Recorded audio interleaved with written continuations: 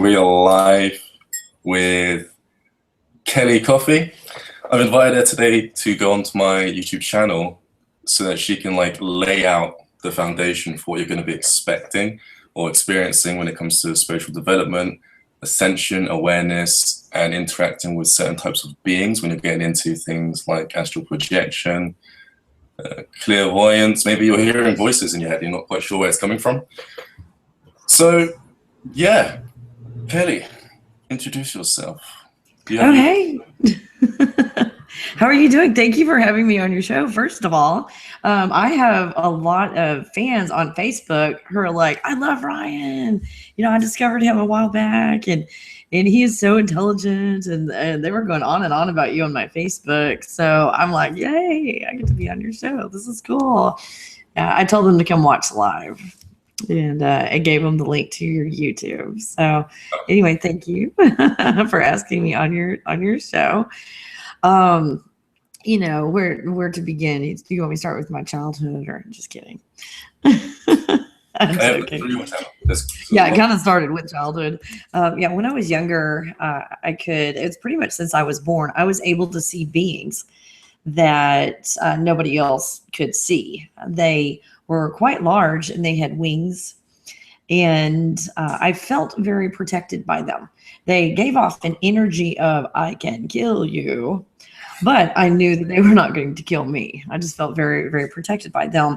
And since I grew up Baptist, I thought they were angels, you know, because they had wings on them.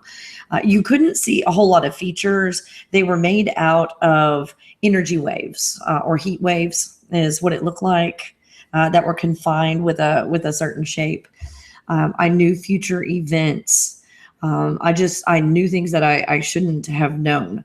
So fortunately, my mom, her attitude, you know, being Baptist, was, Kelli, I believe you. I just don't understand it, and I don't know how to help you. So that has helped more than anything, because the you know, it would have been great if she's like, oh yes, for 12 generations we've all done this, Kelli, and had training. That would have been nice, but just the fact that she believed me, because I hear so many people that are like, they don't believe me, you know, this is of Satan, or this is my imagination, they're medicating me. That will really screw people up. So over the years, it got you know, more and more where I would know future events, but it would be the horrific ones.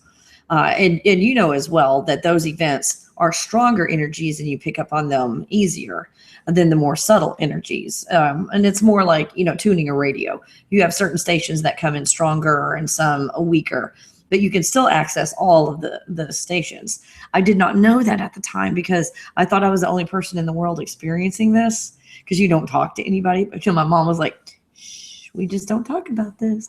So you think you're the only one in the world experiencing it. You don't know who to talk to. And it was like, oh no, I know that this person's about to die, and a plane is about to crash, and 200 something people are going to die. So I shut my abilities down for a while. And then I was married to someone who was like, okay, you took a crazy pill or something, you know, there's something wrong with you. So I didn't want all this negativity. So I just shut it down for a while. And it was about, just guessing, like maybe 6 or 7 years ago, that I'll just completely condense this story. Somebody over the course of relaxation through guitar music, and I was completely relaxed, all of a sudden I saw these colors around them. And it was like, what is that? Oh my gosh. You know, and I thought, they're going to think I'm insane, because it was one of my former students. I used to run a school, and it was my former student. and then he was like, oh, what color are they today? And I'm like, what, you know what these are? Yeah, it's my aura.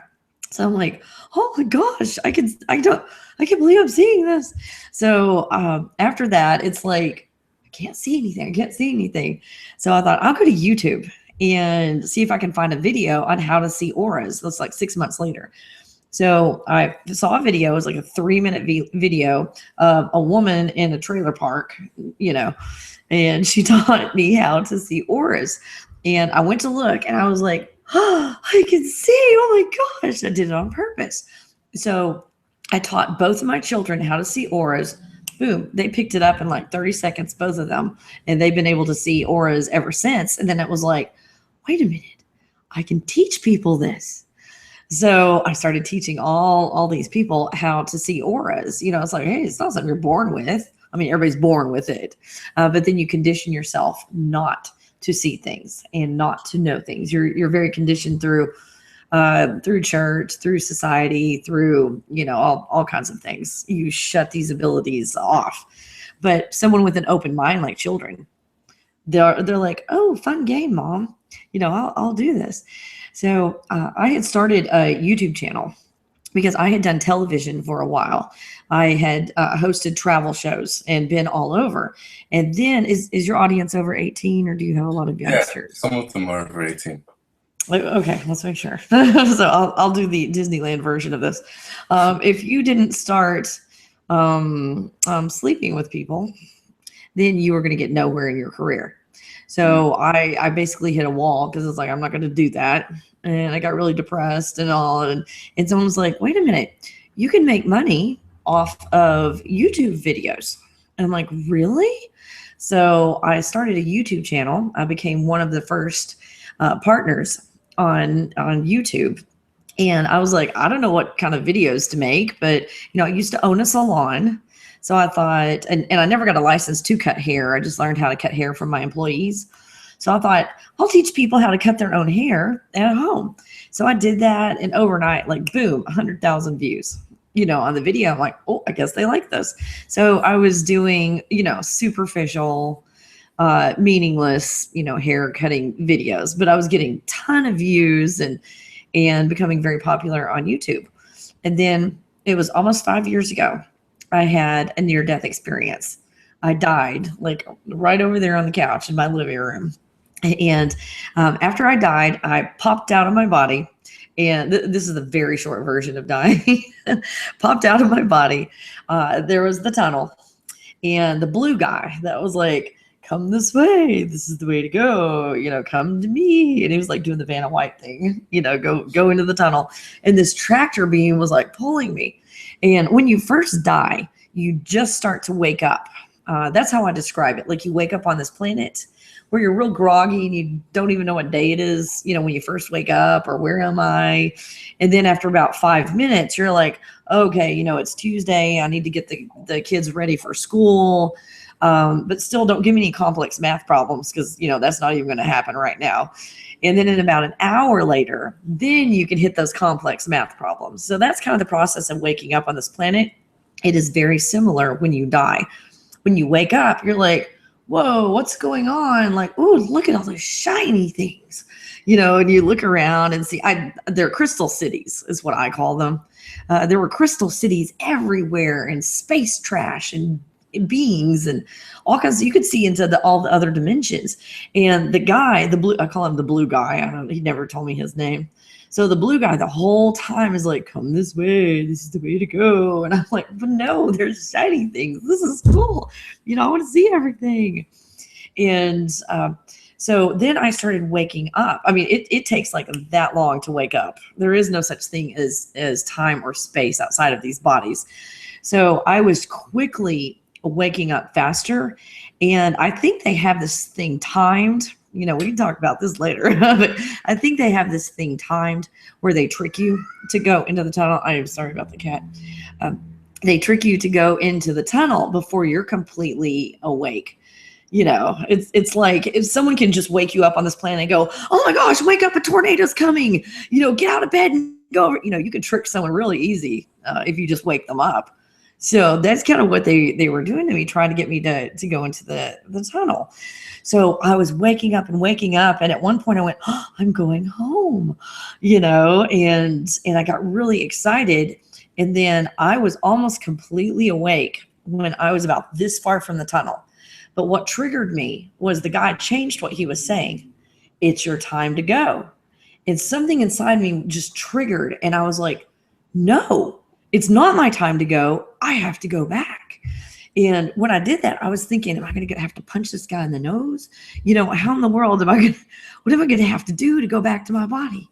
But just immediately, without a fight, without a struggle, without even, a second thought, I started going back down to my body. and then popped in my body. And I don't want to talk about that part because I was angry for 2 years about with gravity and all kinds of stuff after experiencing no gravity. You know, it's so anyway, I had my near-death experience. I'm so what? Come on, come up here. I'm sorry. Okay, this is Tiffany. Oh, Samantha, can you feed Tiffany? That's what she's wanting. My bad. So anyway, it's Kelly in the Raw on my channel. I apologize. This is your channel, but you're interviewing Kelly in the Raw, and I have cats. So after that, you know, what is the ultimate astral projection but dying? You know, that is the absolute, you know, ultimate. I astral projected before that, but it was one of the hardest things I had ever done in my life. You know, getting my body relaxed, my mind relaxed, and then you come out of your body, you think you're falling off a cliff, you know, or out of an airplane and all that. But after I died and came back, thank you, baby girl. After I died and came back, it was like, boop, I'm out of my body and I'm at the grocery store shopping, and, you know, I can just go wherever I want and look at another aisle. You know, it's like, what's happening at the other aisle? Go look.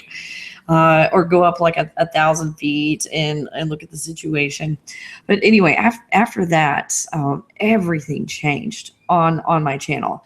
I couldn't believe you completely lose all your fear. Once you die, you have no fear after that. Now, recognition of danger, that is not fear. That's just acknowledging that, hey, something's flying towards me. It might kill me. I need to duck. You know, that's not fearful. That's acknowledging danger, and that's completely different than fear, which is a choice. But I lost my fear, and I went public, basically with these psychic abilities. And I told everybody, I can teach you how to do this, and I have taught millions of people how to have a higher level of awareness after that. And it's been the most fulfilling thing ever. Once you lose that sense of fear, you know, it's like, oh, they're going to make fun of my makeup, or, you know, whatever. They're going to think I'm crazy. Who gives a crap? Because I know what's going on. And when you're in a video game, what do you care about what people think? So anyway, I'm sorry. That was a long version of my introduction. So that's what I'm doing right now. And I'm about to go on tour and go traveling. And we're going to go around the world, Dwayne Hartman and I, on the God Consciousness Tour. And we're going to go around the globe and teach people how to access God consciousness.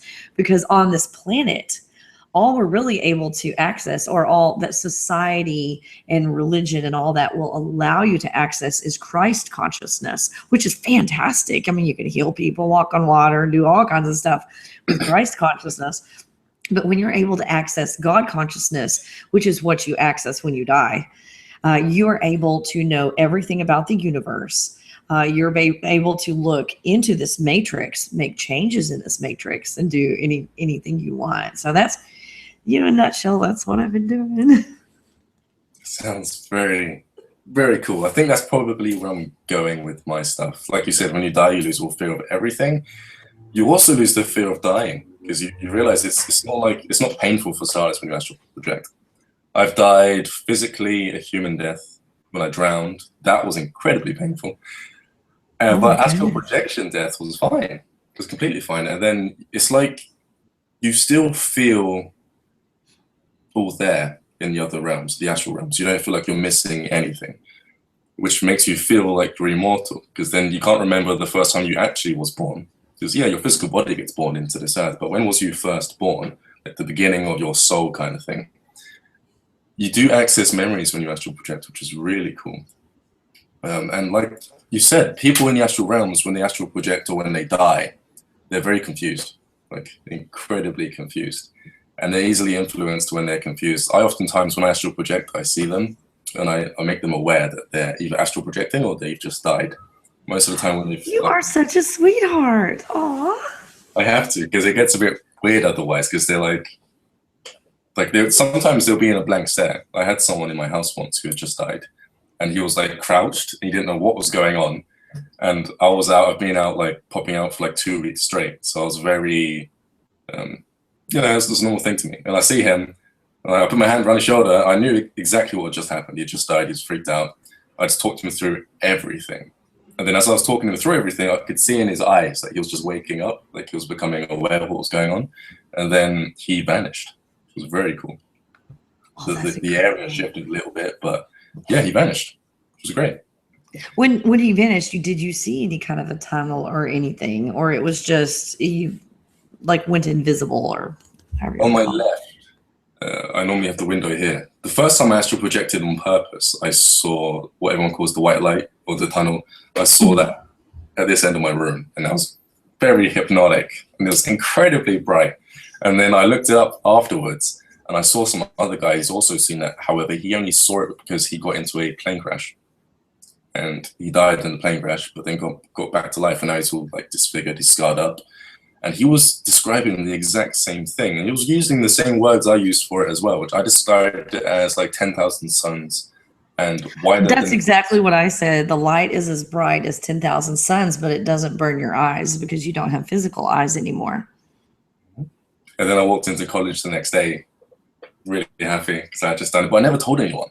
It took my family 4 years to understand what it was I was doing. I told my mom, she thought I was dreaming. I told my brother, he thought I was dreaming. And it took literally 4 years until I started teaching people how to do it, until they took me seriously. So, yeah, my whole family is Baptist, so they had a really hard time with this when after this happened, because I told them about the experience, and then they were like, "This is Satan. You're going to hell. We're going to pray for your soul." That's the kind of stuff I had to deal with my family. It was really tough, and it was, you know, the 4 years you're talking about at the 4 year mark. I said something about, oh, you know, I'm going to be marrying somebody because I'm an ordained minister. I'm going to marry someone. And they're like, I thought you weren't doing this God thing anymore. And I'm like, you guys have no idea what's going on, really. No clue. I don't have to follow a man-made system to have a relationship with, I don't call it God anymore. I call it source. What do you call it? I call it source, the light, or the universe. Like, yeah, I call it source, mainly because that makes the most sense. Like when I look at source, I see reflections in myself, and I can look at any other thing living, or even the pen, and you could feel it, the source at the base of the molecule, and it's like you're looking at a reflection of yourself. So I just call it that, and it's way more intelligent than most people think, depending on what form it's in. But yeah, I don't call it God. That word has lost its backing, and I don't even call it the universe, because if I call it the universe, then some people may look at it differently. You know, and I'm not sure what other people's definition is with the universe and stuff like that. But I just call it what I look at it as a source consciousness. And yeah, it does permeate throughout the entire universe. So you could call it the universe. But then if someone said the universe, they may only look at it from a 3D perspective. So like the planets, the stars, stuff like that. When it's more multidimensional, it goes throughout time and space, literally. So the universe is a big place. I'm not even quite sure what to call it. yeah, that was my problem when I died and came back, is like, I have no English words to explain what's all in here. Like, how do I explain this to people? So I started on like a quest, first of all, of studying all the religions, including Satanism, to try and get some kind of vocabulary where I could talk to people. It's like, okay, what you're calling the Holy Spirit is kind of like this, you know, or what you're calling Kundalini is kind of like this. So that's the best that I could do and relate. And then I'm like, screw that. I'll just talk in pictures and just draw my pictures. People cringe when I get my pen out, because like these are the kind of pictures I draw, you know, trying to explain things. Both of my children are artists. My daughter is fantastic. Hers, when she draws something with a pencil, it looks like a black and white photograph. You know, she's really good. So this is what my audience gets. But then they understand what's going on. That's incredible. I used to do a lot of art when I was younger, a lot. And my art has kind of transformed into video making now. It's like artistic people, they're very creative. That's like the source of their talent, is creativity. So we can not only draw things, but if you put anything in our hands. I used to do sculpting. I even did baking and cookery in school. Anything with the hands, and we're pretty excellent at. Well, I probably misspoke. I can draw. And it's funny, you're like cooking and sculpting and all that. When I drew, I got out a magazine. It was like a woman's face, and I copied it, and it was the most beautiful picture ever. So I can draw like that. It just took a lot of time, and it wasn't really fun for me. Then the sculpting, it's like, I want to do sculpting. So I did this beautiful woman's body that looks like it goes in a museum. And then it was like, yeah, I've done it. I don't have to do it anymore. I stick with cooking. I love the cooking. But my daughter, this is the part that was hard for me. I can copy anything with my eyes, but whatever's in my mind, I can't draw that. It's almost impossible for me to draw something in my mind. My twin's like that. He can do it with his mind, but I can only copy. My teachers used to call me a human photocopier.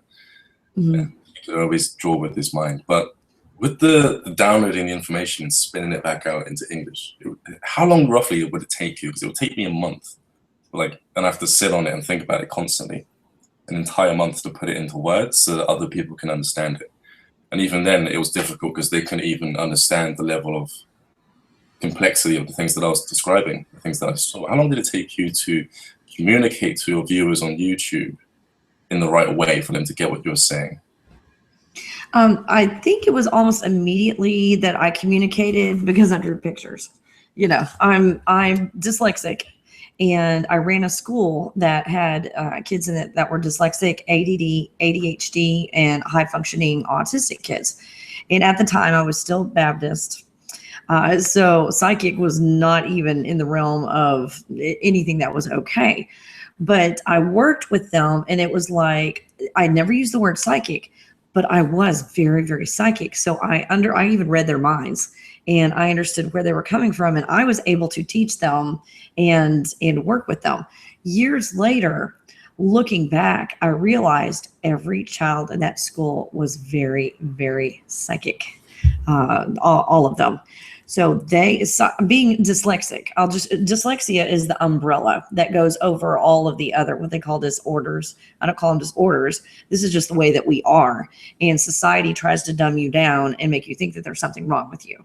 I think the ones that think in words, they need to have disorders and labels instead of us, because there's more of us now than there are of them. That's why they're trying to sabotage us. So I knew that my audience that was psychic or wanted to develop these psychic abilities thought in pictures. And that's all being dyslexic is thinking in pictures. It's not a disability, but someone who thinks in pictures and is forced into an educational culture of thinking in words, you don't do well. You get bad grades. You get labeled as dumb and stupid. And then these IQ tests are based on symbols and words. So you don't get a true and accurate measurement of your IQ, and these kids think they're dumb. But I knew my audience, and I knew who I was talking to, and I knew that if I started drawing pictures, they would pick it up immediately, and they did. So the vocabulary then I learned the vocabulary over time to try and relate to people who tried to get and stay in the written society. And then I was able to capture them. And then they went, oh, wait a minute, I think in pictures. I have been brainwashed into thinking in words. And that's why, that's what was holding me back. That's interesting, because I was also labeled dyslexic. And I made the connection as I was growing up that thinking in words didn't work for me at all. But in math, which was a lesson which I failed at tremendously because I'd be intimidated by all of this stuff. Symbols. Yeah, with symbols. What I thought was, okay, I'll look at it, and instead of looking at it as like a word, I look at it as symbols, and I look at it as pictures instead. I started to imagine them bouncing around on the page. I used to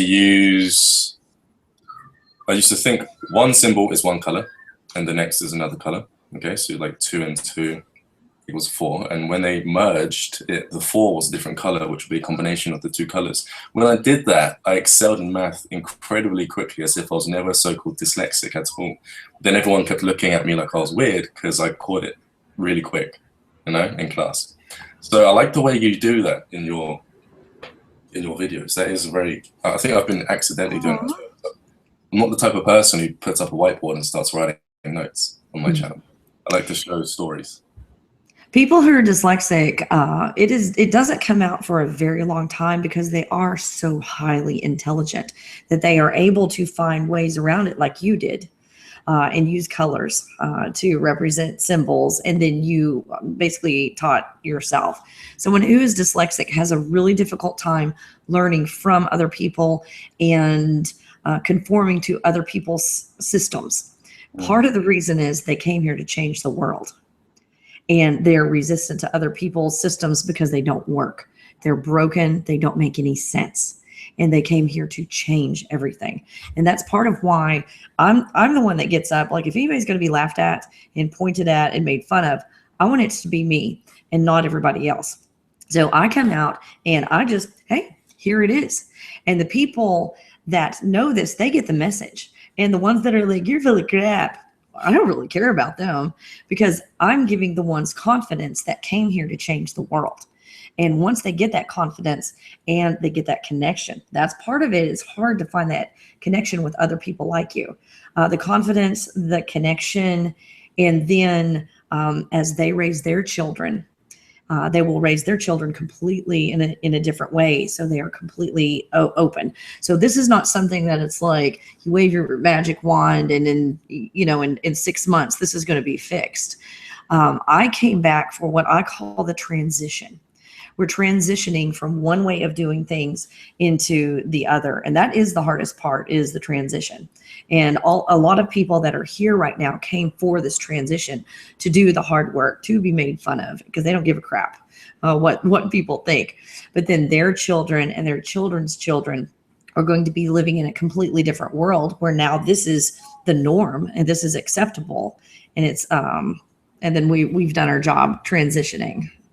So I'm willing to sacrifice to change this planet. I know you are too. Oh yeah. When I started figuring out certain ways to do things better, learning faster, my anxiety disappeared. I had a lot of problems because I was, I'm a right side thinker. Right, I do everything right-sided. I'm very artistic. I love painting, stuff like that. But when I was trying to be forced into an educational system built on writing and stuff like that, I started getting all of these negative thoughts, thinking that I started believing people around me, thinking that I was stupid and stuff like that. Mm-hmm. And then I got to a point where I was so full of anxiety, I couldn't even speak to people. Like, this conversation wouldn't have happened. My channel wouldn't have happened. My first video I made on YouTube was terrible, and I did not upload it. Mine too. As soon as I figured out ways around that, all of that just disappeared, like, completely. So what advice would you give to young students, like kids in school, to make their life easier? Because school is terrible for everyone. That is really hard, because my daughter right now, she's 14, and she is in the system, and she basically lives in two worlds. The real world, where I am, where I tell her the truth, she knows what's going on, and then the brainwashing world. So I don't know exactly, there's not just, ABC and 1, 2, 3, and that's it, and you can fix everything. We are going to change our systems, and part of the way, and I'll get back to the first of that in a minute, but part of the way that we're going to do that is in giving everybody courage to go out and start their own universities, start their own high schools, start their own junior highs, and start their own elementary schools, and teach them that way. Because I ran a private school, and when I ran the private school, I could do anything I want teaching the kids. So this is how I did it. So hopefully this will inspire other people to do this. These kids, they thought in pictures. I still didn't understand psychic back then. Or not understand, but acknowledge psychic, but they thought in pictures. This is the traditional way of learning. 1 + 1 = 2, the symbols. 1 + 1 = 2. Now you have a written sentence. 1 + 1 = 2, or 1 apple + 1 apple = 2 apples. Okay, now kids, look out into the real world and find an example of this. Well, there's 2 pictures on the wall over there. If you put that picture and that picture together, it makes 2 pictures. This is the way that they teach you traditionally. And the way that I taught in this school, and then after that, I wrote the curriculum from K through 12. It didn't matter what the subject matter was. If you taught it this way, the kids understood it. They basically taught themselves. So I would do the opposite. I would say, okay, kids, here's 2 pictures. And what can, thinking about math, because, I taught calculus and trigonometry and geometry and all that to kids who came from resource class. So I'm like, okay, here's 2 pictures. What can you do with this? Well, if you take one away, then there's only one left. Subtraction, that's fantastic. The goal of the day was addition. What I was teaching them was addition, but I let them figure it out themselves. And so when they finally figured out, oh, well, if you have one picture and this picture over there, then it makes 2 pictures. Wonderful. How would you write that in a sentence? And then you go to the words. 1 picture plus 1 picture equals 2 pictures. Okay, now that they have a picture in their mind of what it looks like, now let's see what symbols correspond with that. Then you draw the number 1, the plus sign, 1 equals sign, the symbol 2. Then you bring it down to the symbols. Then they have a picture. And that's what happens is they get disoriented with symbols that have no pictures. So they're bombarded from the beginning with A. They see the letter A on a flashcard in kindergarten or first grade or whatever. They see the letter A. And, Susie, who has nothing in her brain but words, goes, A, so she's the teacher's pet, obviously. So, Ryan over here, who's smarter than everybody, is taking that A and spinning it around and making a fan with it and seeing what it looks like, 3-dimensionally. And what is the teacher looking at? What's on the other side of that card? And you can see what's on the other side of that card. Then you take yourself through it's not cardboard, what paper, whatever, it's thick. So you take yourself through the paper. So you're inside the paper and you're looking around. What's this paper made of? And, and that happens at 32 pictures a second. Because your mind is so creative, it is really hard to dumb yourself down enough to go, okay, it's a symbol and it's A, and I get it. So then the next day, depending on how long that the teacher held that flashcard up, you've got probably 3,000 or 4,000 images in your mind of this one flashcard. So the next day, okay, kids, let's review. What is this? And, Susie goes, A. Oh, that's a good teacher's pet. And Ryan's going, I've seen that before. So you're sitting there going through your brain. It's like, I know it's, fine. Oh, there it is. A. Well, who looks smart and who looks dumb now? So now Ryan, you're just not getting this. So then Ryan gets frustrated. And so now we're working with B. Then we got the whole alphabet, and you get so frustrated and bored that you start acting out. You end up in the principal's office. So over 80% of the prison population is dyslexic. So you can see how that happens, because you figured out a way to do it yourself and had support. But if you had gone home and your parents were like, oh, why is this so easy? You're just, I'm sorry you're dumb. This should be easy to you, and just reinforce.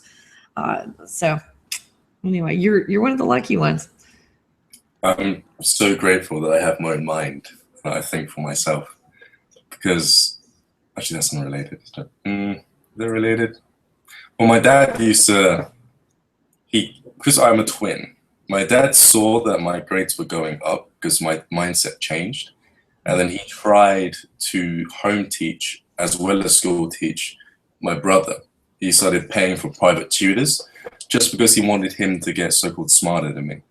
But I'll teach my twin brother. I'd say, look at it like images and stuff like that, because we were both into drawing and stuff like this. But then as we was in school, we got separated. We got influenced by the wrong kinds of people. Now our personalities are completely different. I tell him about astral projection. He doesn't want anything to do with it. He just gets completely creeped out. But it's funny how people like us have the same kind of goals. Because as soon as you start waking up and you start seeing how you were taught poorly in school, you just want to create your own school. That's where I want to get to. I want to create my own school. Yeah, that's probably why that came out. Kind of like I knew you were wearing blue today. I'm seeing these things, and you were very lucky because it depends on the teacher. Now I was more focused on math, but I taught all the subjects into the curriculum for all subjects. But in math, and you probably encountered teachers like this. It's like you look at, okay, this 5-digit number multiplied by this other 5-digit number, and you're just like, bebop boop, here's the answer, and you get a 0 because you didn't show your work. That's what happens to these kids who they're like, oh, you're cheating, Yeah. Once I learned how to learn things easier, I started going through college again, and I applied for all the classes that I failed in. And that exactly happened. They were asking me, I was just sat there, and they were asking me about the answer, the equation. And I gave them the answer straight away. I didn't show the work, didn't tell them how I did it. Mm-hmm. But they wanted to know, like straight away, they wanted to know how to do it first. And as you build up to the answer, whereas straight away I just said the answer. And they confused me a little bit because I was doing it so quickly, I wasn't able to slow down and realize how I came up with the answer. Mm. But yeah, so school. And that's the programming, because the reason they make you do all these steps and do it their way is to program you, because they know that we exist and that we are waking up.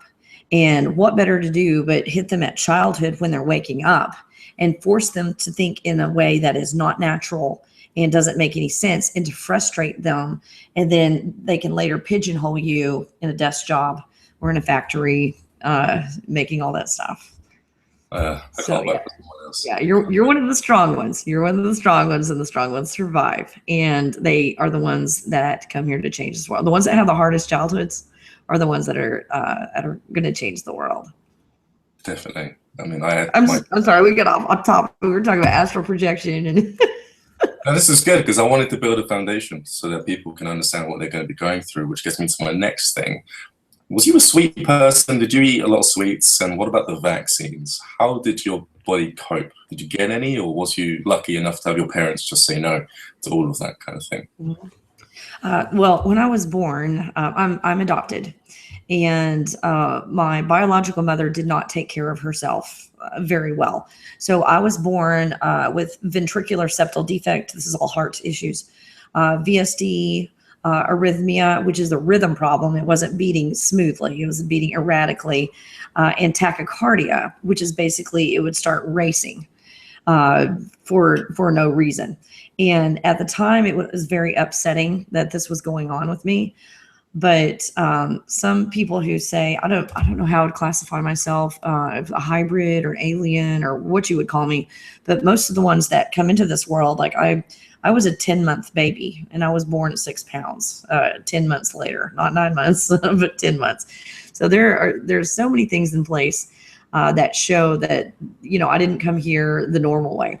And then the ones that come here with a little more energy, with a little more to do, they tend to have heart issues. So because of my heart issues, I was never vaccinated. I've never in my life had a vaccination at all. And I think that was on purpose from, whoever's guiding things up there made sure that I never had a vaccination. So I am one to get on there and just get people stirred up, and they're like, oh my gosh, my parents are trying to vaccinate me. What do I do? And I'm like, do you want to die? What would you do if someone came up to you with a knife and said, okay, your parents were going to take you somewhere where you could get stabbed? Are you just going to casually walk there and just, open your shirt and say, okay, stab me?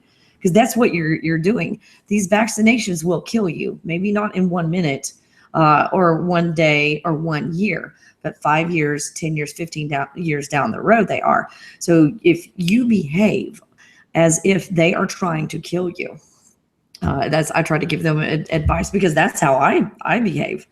Just with my children, it's like, we want to give them the vaccination. What is wrong with you? Wanting to give my child a vaccination? Are you serious? I can't tell you how quickly they back off. But if you're like, well, I don't know, I've read these studies, that then the doctor's got you. if you have any kind of doubt in your mind. But if you behave as if they are trying to kill your child, boy, they will leave you alone in a heartbeat. And we have all these in the United States. What's happening right now is they are taking away these religious exemptions, and for, you know, their consciousness, or, you know, they take away all these exemptions. Well, this is kind of my motto and something I've lived by my whole life. If there is a way, I will find it. If there is not a way, I will make a way. So things are, you know, I'm not faced with that now. I'm in Texas, and this is happening in California and another state where they have taken this religious exemption away. And it's not in Texas yet, but I'm already formulating ways to do this, which is, you know, giving a doctor money so that he will sign a form that says, you know, they should not have vaccinations, or, you know, whatever comes about. I will find a way, even if it's moving to another country. I will find a way not to be vaccinated, because that's how important it is to me. Because I'm not going to die. I'm not going to let them kill me. I'm not going to do it. And I find out all these things in life. It's even going to the store, or it's like, okay, swipe your driver's license, you know, and where they, in here in the United States, you have a lot of information on your driver's license that's not on the front of your driver's license. We have a magnetic strip in the back, kind of like your credit cards. When they swipe that, that's illegal search and seizure is what that is. They get all kinds of information about you when these realtors, you know, when you go to buy things at a retail store, and they you know, swipe it, that's none of their business. So I found out what is the law as far as the police go. And so I completely scratched the back off of my driver's license. And so they're like, you're going to swipe your driver's license. I'm like, no, you're not. You're going to find another way to do this. Do you want my money? You want my money, right? So you figure out a way to do this. At the schools, I mean, I am probably 1 out of a million that they have never done a background check on me. And I've been all over these schools, in and out of these schools. But they tell you, you can't do this or that unless we do a background check on you, which is swiping your driver's license. And then they do an instant background check on you, you know, to eliminate pedophiles and all that. So anyway, that I was just like, no, you're not doing a background check on me. So not only did I disable it, but I'll go in there and I'll say, no, you're just going to have to escort me like the other pedophiles throughout the school, because you're not going to swipe my card. And so they're like, and they'll yell across the room, so-and-so is, you know, doesn't want their license. They try to embarrass you. They try all kinds of stuff. So I just sit there with an attitude. And then, you know, later on, write the proper authorities and complain and do all that. Then when I go back, they're nicer to me.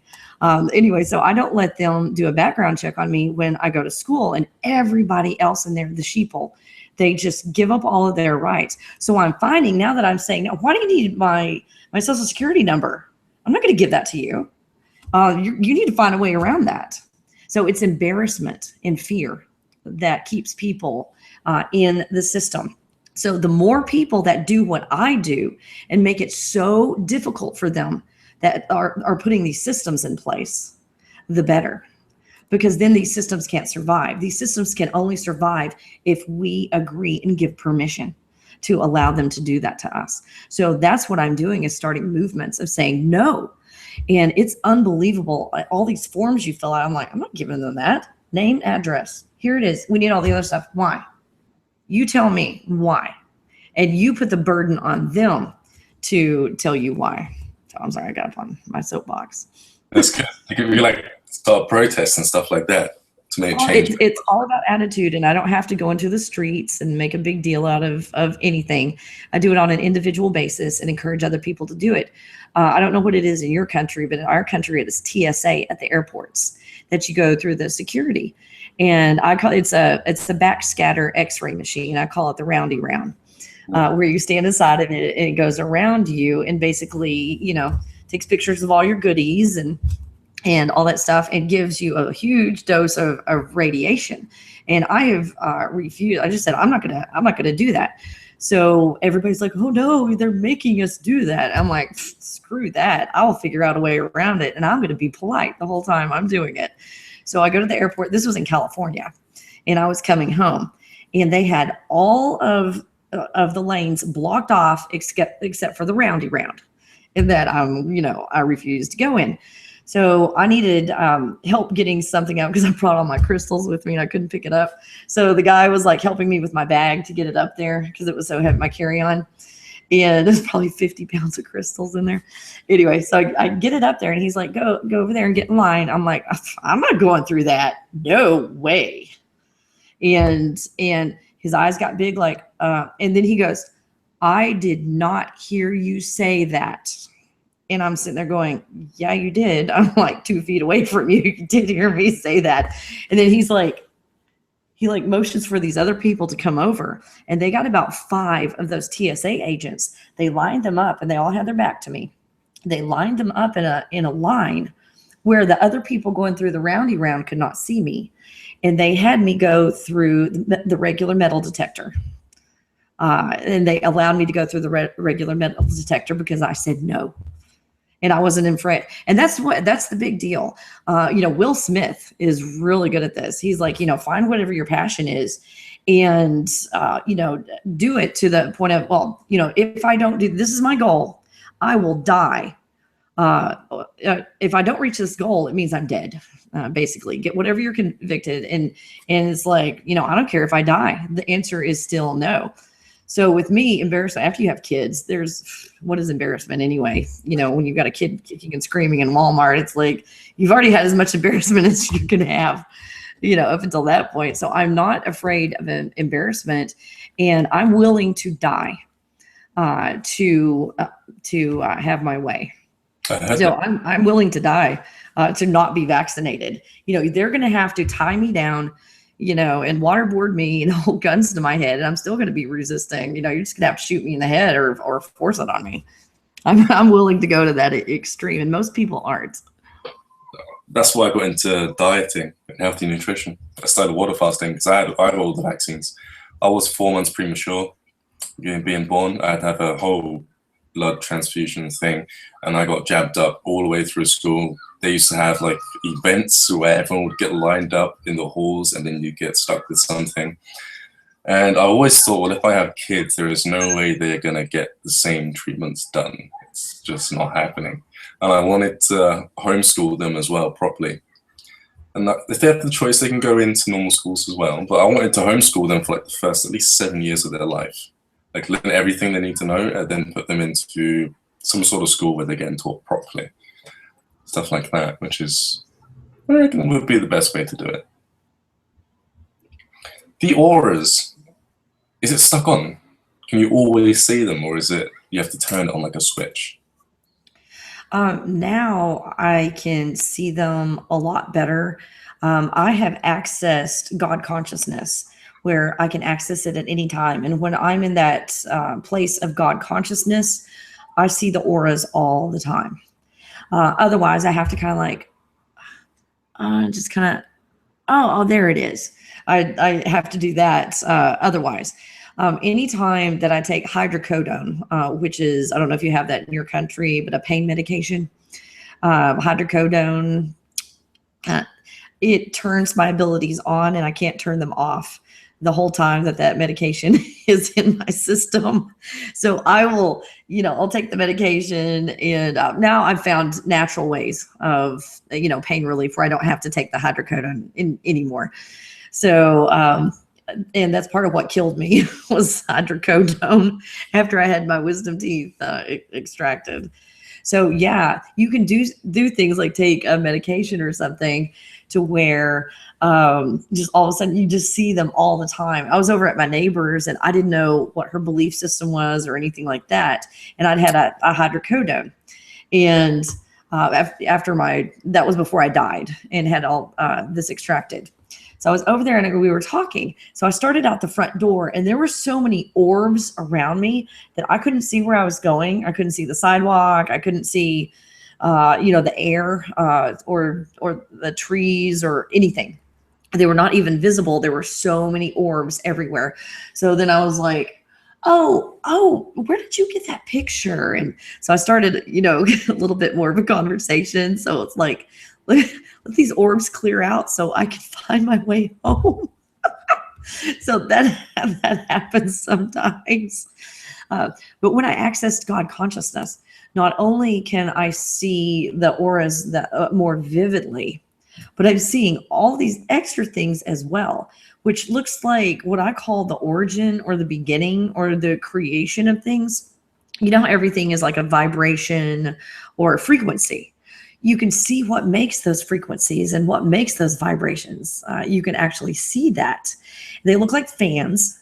They go around in a circle. Let me see if I can find that with my pictures. Holy crap. And I'll show it to you. It looks almost like tornadoes that are in a circle. Open. There we go. Let's see. This is an amazing thing. And when I started to see it, they were like, okay, this is something that only yogis can see. Yogis or gurus or whatever. And I'm thinking, what is a yogi? I don't even know what a yogi is, because I'm so against vocabulary and everything that I just don't even look these things up. I'm just here to live my life. I'm not here to live someone else's reality, and using someone else's vocabulary is living someone else's reality. So here is what I'm seeing everywhere. Oops, sorry. Oh, that looks turn the screen around. So, and they're spinning. You see these, I'm sorry, my straw's in the way of my drink. And they look kind of like tornadoes, and they're spinning around. And they're everywhere. They completely fill the air. And it's not like you've got a wall of them that's just, covers the whole wall. Like you got a wall of fans. One's here, one's back here, one's here, one's up here. They fill the space.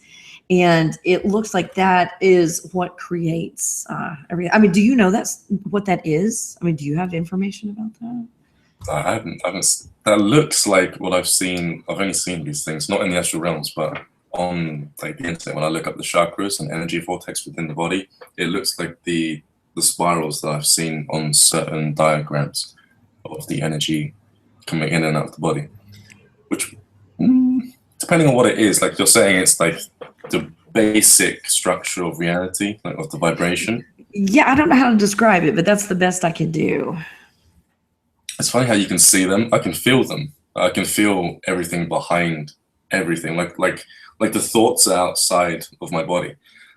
But I'm less of a seer. I can't see much when I'm in 3D. Not unless it's a full moon and I go out and I look into the moon. As soon as I look back down, I can see orbs everywhere. I can see beings walking around, and I can look at people and I can see their energy and everything. But not unless I'm in the astral realms, I won't see things really clear, like things like that. I would always have fun at night, because when the lights go out, you can see things easier. Because when there's no light, your eyes don't try to focus on anything. You can just kind of, go into that daydream state. So before I go to sleep, I'll just kind of look around the room. It's like, what's in my room today? It's like, ooh, what is that? I don't know. It's something changing shapes. I've had a phoenix, like right in the middle of my bed, and it's just continual energy that's coming out of the phoenix. So there's all kinds of, I'm not saying it's just my bedroom, but that's, typically when I lay down in the dark, it's in my bedroom. So after I accessed God consciousness, I was like, I'm going to see what happens when I access God consciousness and look in my bedroom. So, here I'm not really scared of anything at this point, because I've seen things like horned beings and all kinds of stuff with my own eyes. There's dragons and all kinds of things I have seen. So there's not a whole lot that would scare me. But I was like, okay, access God consciousness. I do my little thing, and I open my eyes. I'm like, holy crap! Oh my gosh! It's like there was like 500 million times more things in my room that I was, and it's stuff that was there the whole time. Mm-hmm. I just couldn't see it, and now I can see it. So this is like so exciting that I'm teaching people how to do this. That's what I'm saying, because I do the same thing. I'm in my room, and then normally when I was younger, I'd never look down, like over the sheet and down the edge of my room. But recently, very recently, I'm doing it on purpose, because I enjoy looking at things just creeping out of the corners of my bedroom and walking through the walls. Or I'll see the orbs and the lights, and they'll just shoot past my head and like just go around into the corner of the room, stuff like that. Dragons are so cool, but I didn't make a video on it because I wasn't sure if I should. Because when someone hears the word dragon, they think fantasy and fairy tales. So how would you go about telling somebody in a way where they won't think you're nuts? Oh, well, I don't deal a lot with people that don't understand what's going on. I deal with people that go, I have seen this my whole life. Everybody has told me I'm crazy. You are the first person that told me this is normal. These are the people that I typically talk to. I don't like talking to people who don't have a clue, because that just brings a lot of negativity into my life and just unreasonable amount of stress that's unnecessary. So I don't know what to tell them. When you look at the Chinese culture, they worship the dragon. It's like, hey, that's where we came from. They seeded us, the ancient ones who, started our culture and ruled over us were dragons and all that. So yeah, they do exist. It's the ones in the Western world, or the westernized thinking. It doesn't matter what part of the world you're in. It's the westernized way of thinking. So I don't know. I had one, I don't know where it went. It's not there anymore, but there was one, it was the shape of like Puff the Magic Dragon with a big fat body. I looked up one time in my staircase, and you know how they go through walls and all that. So it's not like it was sitting on top of it. It was like inside the staircase and all that. My ceilings are like 22 feet. So it went all the way to the top, and it was just like, holy crap, there's a dragon in my room. And then another one of my former students that we're good friends now. We've been friends for, I think, about 14 years since Samantha was born. This was, now don't do what I'm about to tell you. Do not do this. I'm just saying what happened to me, and it was not good, but I'm just telling you what I saw. So I was having somebody attack me in a psychic way because of a selfish reason. They were like trying to get Kelli to fall in love with them. So they were doing stuff to my mind, and this is before I died. Like now it's like, you can feel it happening and go, mirror, you can do that now. But at the time I was like, I think it feels like someone else is thinking for me. I didn't know how to describe it. And my friend was into Satanism and witchcraft at the time. And he was angry with this person. He's like, I will take care of them. So the problems went away. But then there was this, I don't know how to explain it. It was not good. Even though I felt protected, it didn't feel good at all. So I had not looked at this is before I died. I had not looked around in a long time, because I was just starting to revisit my abilities again after I had shut them off for years and years and years. And I was like, I wonder if those three beings that were always with me all the time with the wings, I wonder if they're still there, or I wonder if anything else is there. I want to see if something's there. So you psych yourself up, whatever's there, don't let it scare you, because it was there the whole time. Don't worry about it. So I psyched myself up. It was at night. I laid down right here on the couch. And so I'm like, okay, I'm going to open my eyes, and I'm not going to be scared. Everything's going to be okay. And I open my eyes, and there is this almost like a very long, there's like a Chinese dragon, or more thin. It was like that. And it was probably about, I'm trying to measure in my room, probably about 14 to 16 feet long. It was about a 45-degree angle. Its tail was right there by the front door. Then it came up, it had wings, and I could see it so clearly, and like it was stationed or positioned at my front door. And I was like, holy crap, what is that? And I was like freaking out what was at my door, and my freaking out didn't phase it at all. So I called my friend, who was the only one at that time I even spoke to about stuff like this. And I'm like, there's this thing in my door. Oh my gosh. And he's like, oh yeah, I put it there.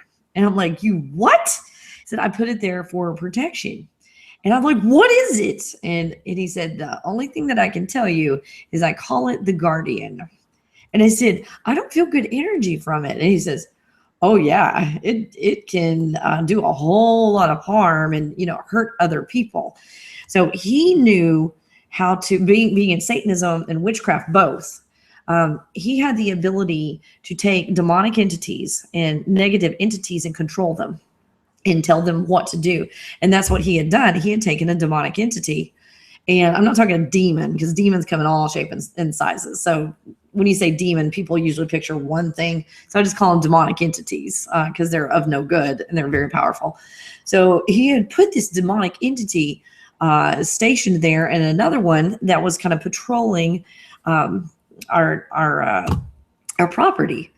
So after that, I got rid of the entity and put my own protection there in place.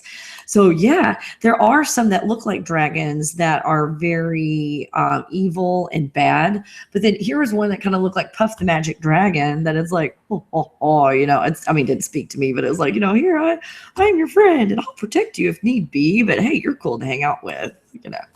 So there's all kinds of dragons. Like, I got that one back there, and I've got my husband. He collected dragons before I even met him. He had a huge collection of, you know, just figurine like dragons before I met him. But they're very, very real. As far as being real or being three-dimensional, I don't know. I have no idea if they were ever a three-dimensional being, or if they were always a multidimensional being that can show themselves and appear to third-dimensional or three-dimensional people. Yeah, I don't know about that. But yeah, they're very real. When I was in the astral realm, when I saw the dragon,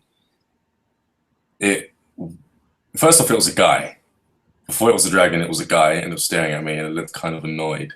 And then it ran at me, and then it morphed. It like tore itself to pieces into little energy molecules, and then it just expanded into this cloud, hit my wall, and then turned into a dragon. But it was a green dragon. It was like a jade made out of crystal.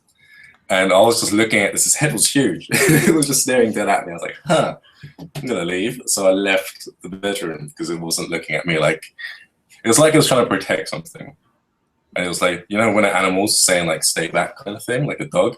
It was like that, very animalistic. But I was curious because it was a guy at first, and then all of a sudden it turns into a dragon. And then I got up and I was thinking, should I put that into a video? No, maybe I'll build up my audience first before I talk about elves and gnomes and stuff like that.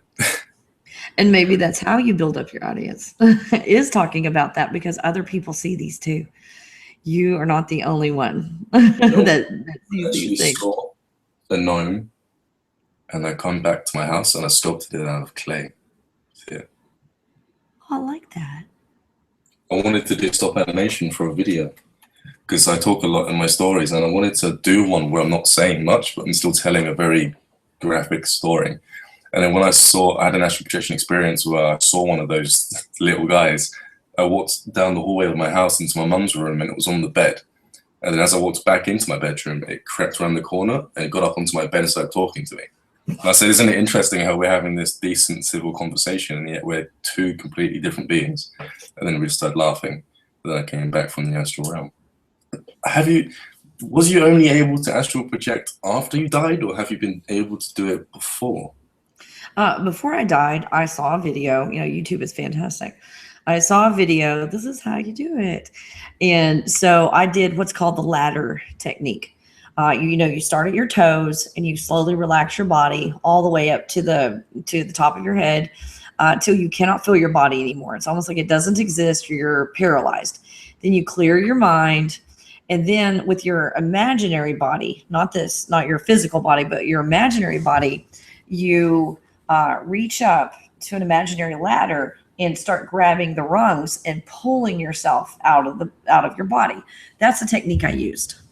And it was very difficult. It was very hard. First time I did it, I felt like, someone had shoved me out of an airplane, because you feel like you're falling.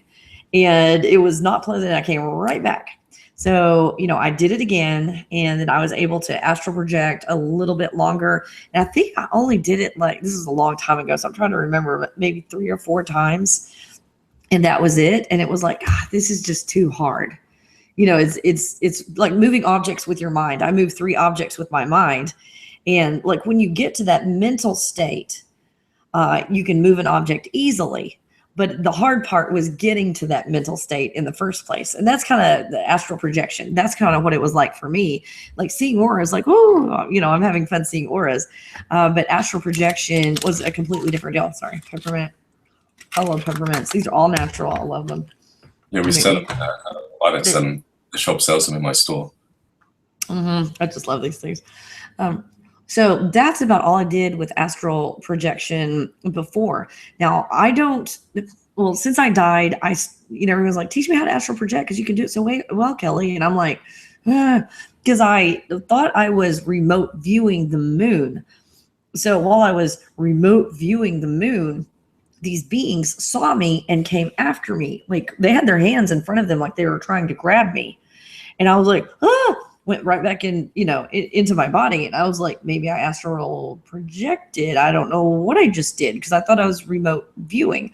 But even though, as far as, come out of my body, even though that was hard, I could go anywhere I want and see anything that I wanted. So maybe that I was remote viewing before. I don't know. There's nobody to talk to. So now I have a hard time teaching people how to astral project because I don't know the difference between astral projection and remote viewing. And Michelle from In5D, she said, that's probably because you're going inside yourself to look instead of coming out of your body. When I say the word physically, just, I'm not being literal, but instead of physically coming out of your body and going off of that silver string. I've never seen a silver string. I don't know what anybody's talking about. But you might have. I've never seen a silver string. I've only seen it once when I was in space, and I saw loads of them from other people. Otherwise, I've come out and I've looked at my belly and I couldn't see anything. A few times I've looked back at my bed and I couldn't see my body, but the space above my bed was distorted. I've only seen my body a few times, but yeah, it's about it really. So I think what I'm doing is because when you die, that's what you're doing. Astral travel. That's what I was going to say. Astral travel is when you take a part of your consciousness and you don't take your astral body with you, your astral body counterpart. Oh. It's the mental body. And then when you come out, you can see wherever you're going, but you don't have a form to you. You can't see your arms or your legs or anything like that.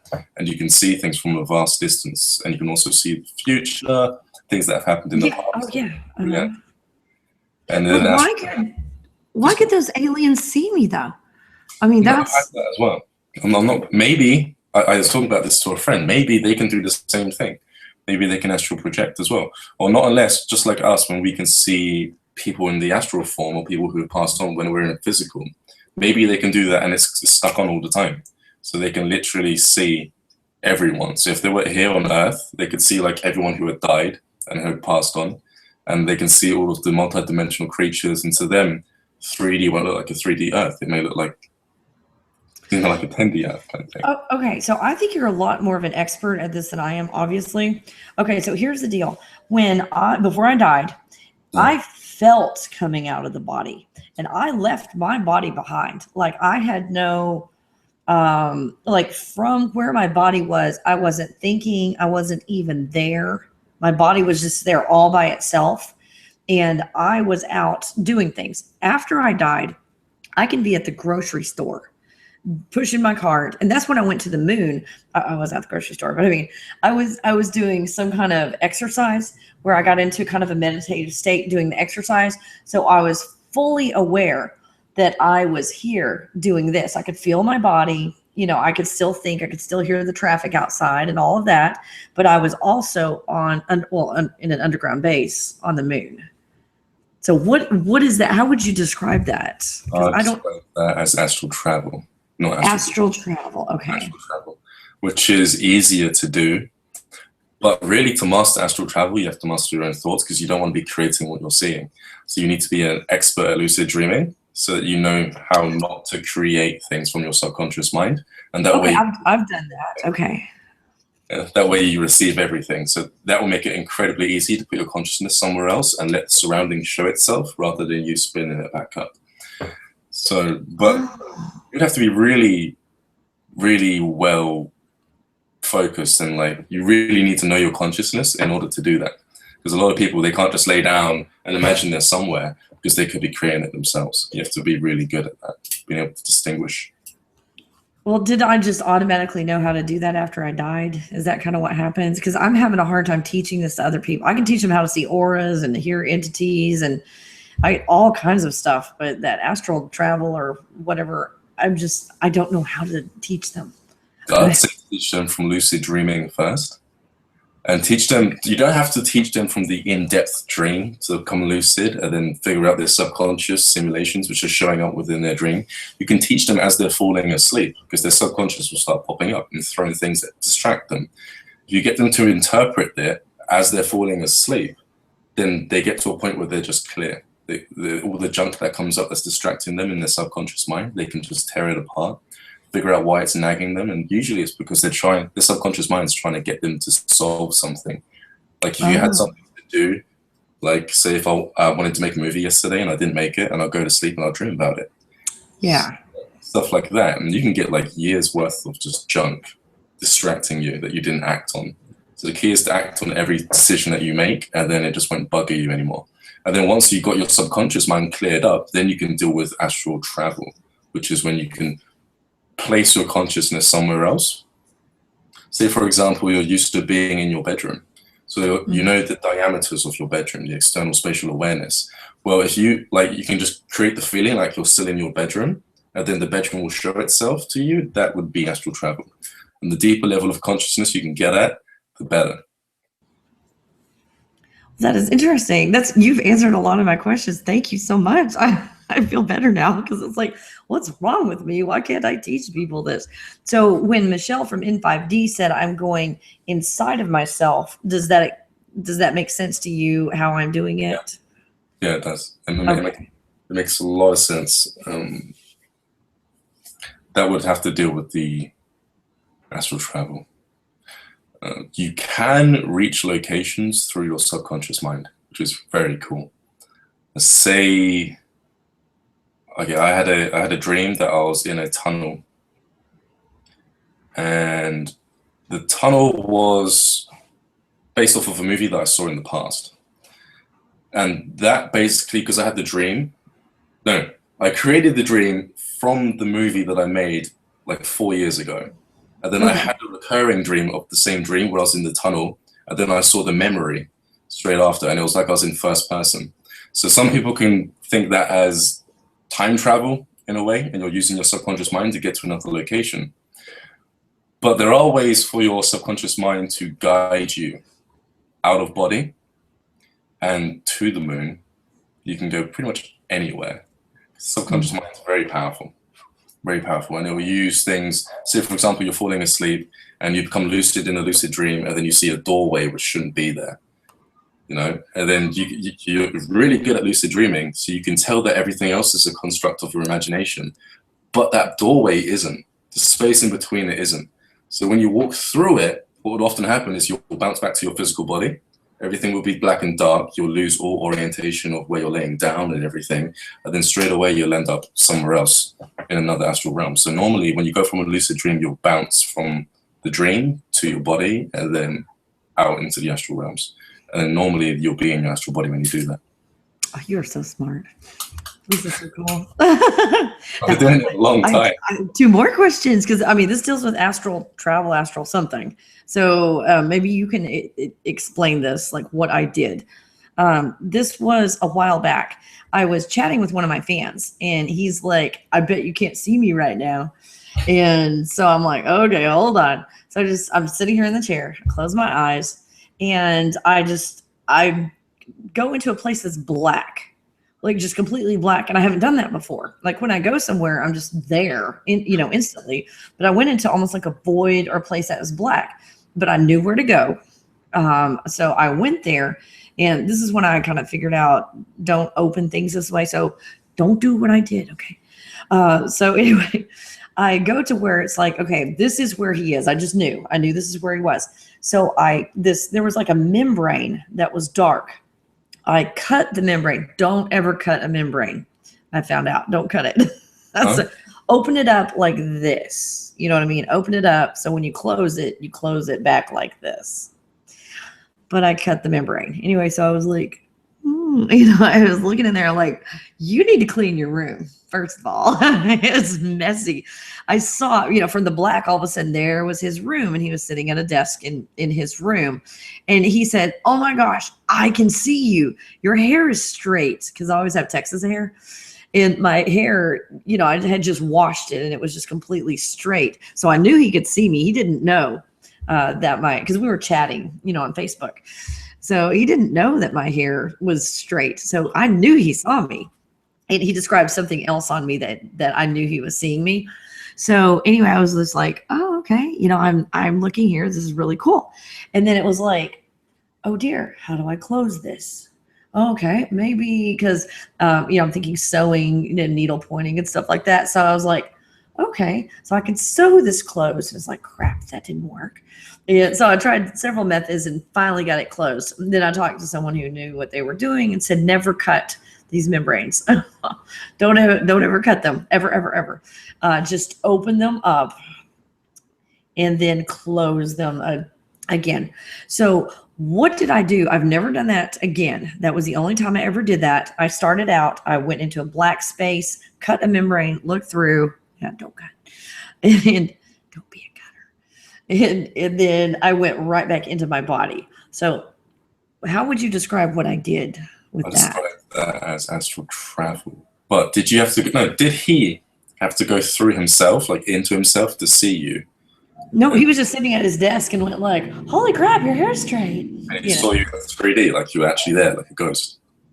Yeah, he saw me like as a ghost type. Like he said he could see through me. Like he could see me and I had straight hair, but it wasn't like I was solid. Like he could see through me. I was in color, but he could see through me like you can with ghosts. But yeah, that was straight astral projection. But that's quite advanced. Did you have to get relaxed or anything to do it, or was you just closed your eyes, right, and just did it? Yeah, I just closed my eyes and did that. That's incredible. So, and then I didn't want to do it anymore because it was too much trouble. It's like I had to do this, and I screwed up cutting the membrane, and then I had to fix it, and that took a long time, and it's like, I don't want to be in this black place, before I find something. So the way I'm doing it now, it's like, oops, I'm there. I like that a lot better. It's easier for me. Fewer steps. I'm a person that doesn't like to make my bed. So, I don't want extra steps in whatever I'm doing. I know I'm bad. That's really cool that you can do that. I mean, the way I do that is I astral travel to see somebody. And when I astral travel to see somebody, I don't think they can see my physical. They can't see me like how he saw you, because I'm astral traveling. If anything, they'll just feel a presence in the room. And there have been times where I've astral traveled, and because you're not bringing your astral body with you, this is where it gets pretty cool. Some people say this is kind of like basically you can see what other people are looking at. It's like you're inside their head. And you can observe their own thoughts. You can watch them doing whatever they're doing, and then you can phone them and tell them what's happening. That's one of the benefits of astral travel rather than astral projection. It's astral projection. I don't believe you can do that. You've got a lot of stuff with you, a lot of energy in your astral body. So if you use certain bodies, I think people say there's 5 bodies. If you use certain bodies, you can do certain things differently, which is really cool. But you just closed your eyes and astral projected. How did you get through that membrane? What did you do to open the membrane? To see people? You mean the membrane of darkness?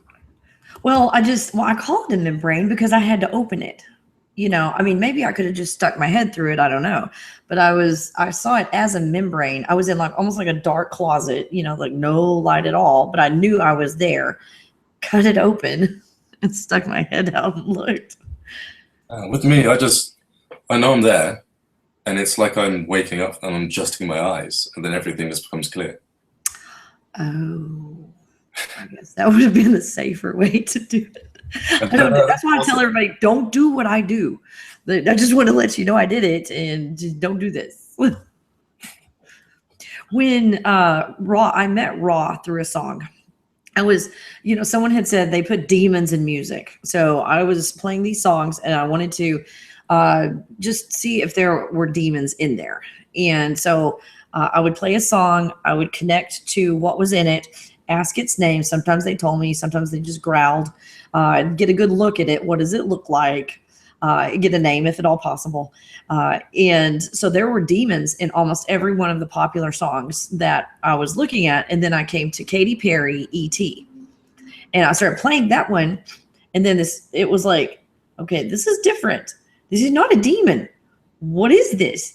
And I said, this looks like something from like ancient Egypt or something, like this bird head, kind of thing. So I'm like, what's your name? And this is, I am Ra, so I'm like, oh, okay. I wasn't expecting I don't know if it's a deity or not, but at the time I thought it was a deity, so I'm like, I wasn't expecting a deity. I was expecting like a demon. So anyway, that's how I got to know Ra, was through that.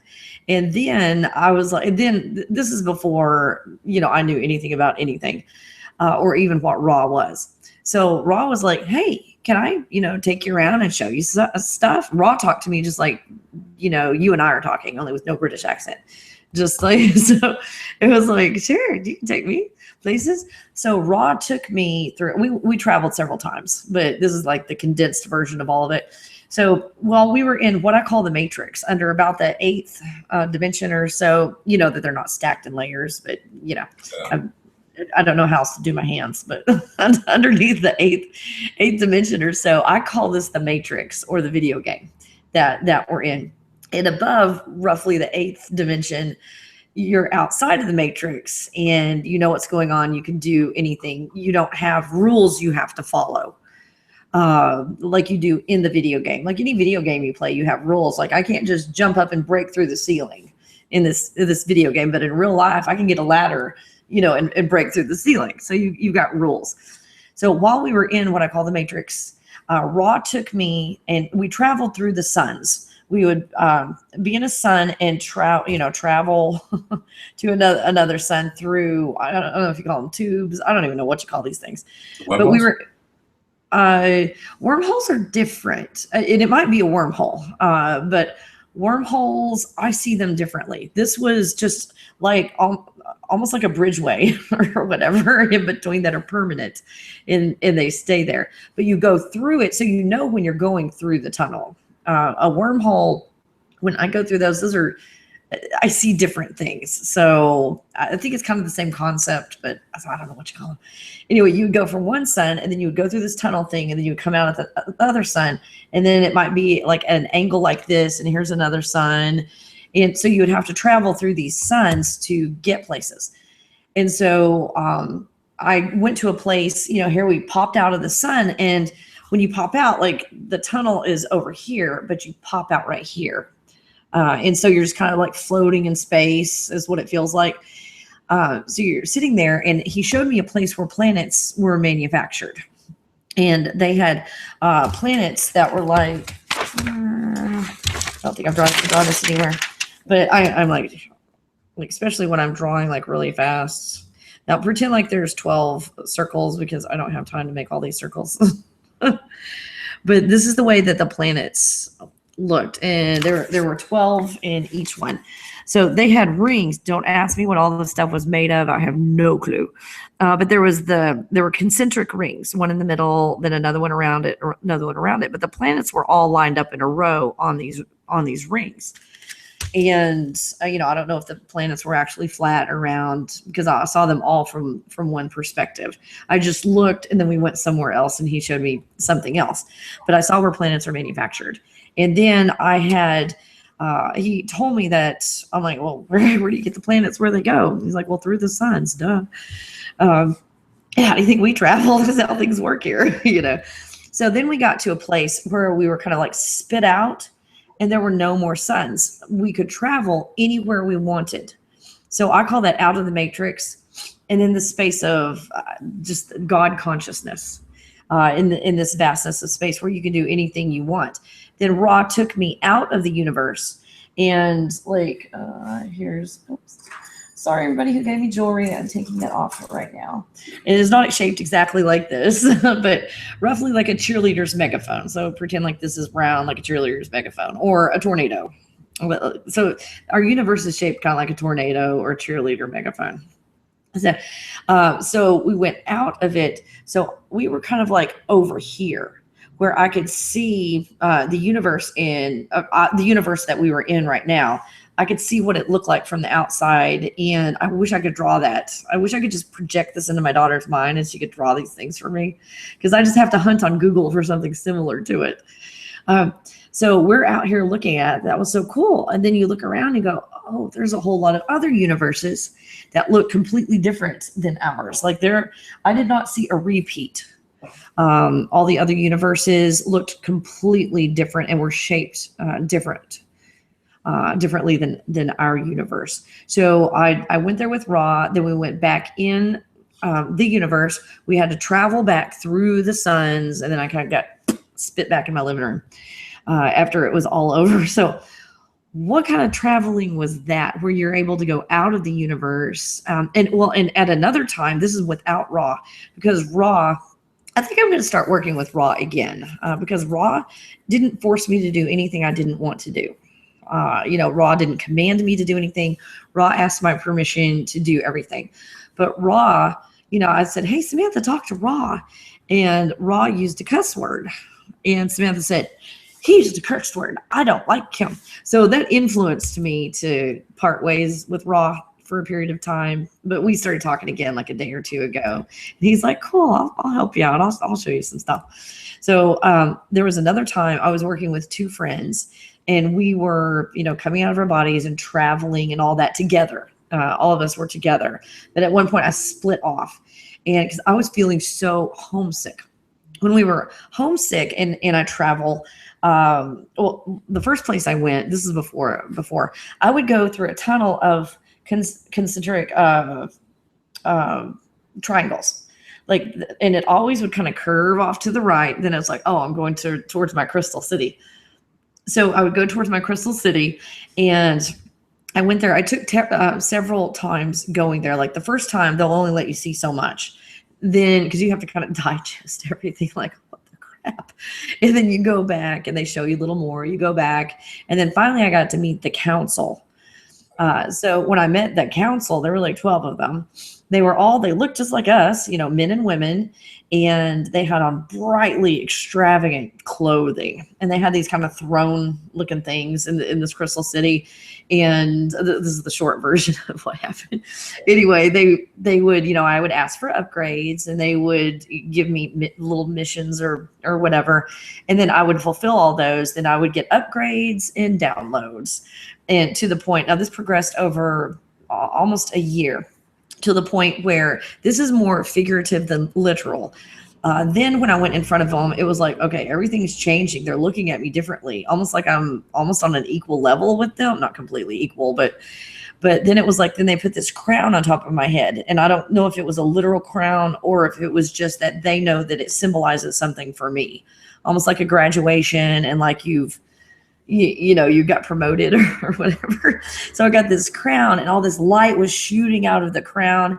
And in the Crystal City, there were no roofs or ceilings on anything. They were open at the top, except for where the council was. And then it was kind of like a pointed where it came up, and it was enclosed. Well, it opened up when this light came out, and they gave me instructions to go build my own Crystal City. So I went over here and I built it. It's blue. And so you just know how to, after you have all these upgrades and downloads and stuff, you know what to do. So I made the Crystal City. It's just sitting there like nobody's in it. And I don't know what to do with it at this point, but I made it. So that's one way that I traveled. But when I went to the Crystal City, because I was homesick, I hated this planet. I didn't want to be on it anymore. But I thought if I could just visit home, then I will stop not wanting to be here. Like I could tolerate being here a little bit longer and be a little happier. So, and it worked. It worked. But then I became a different kind of homesick, a homesick for my own universe.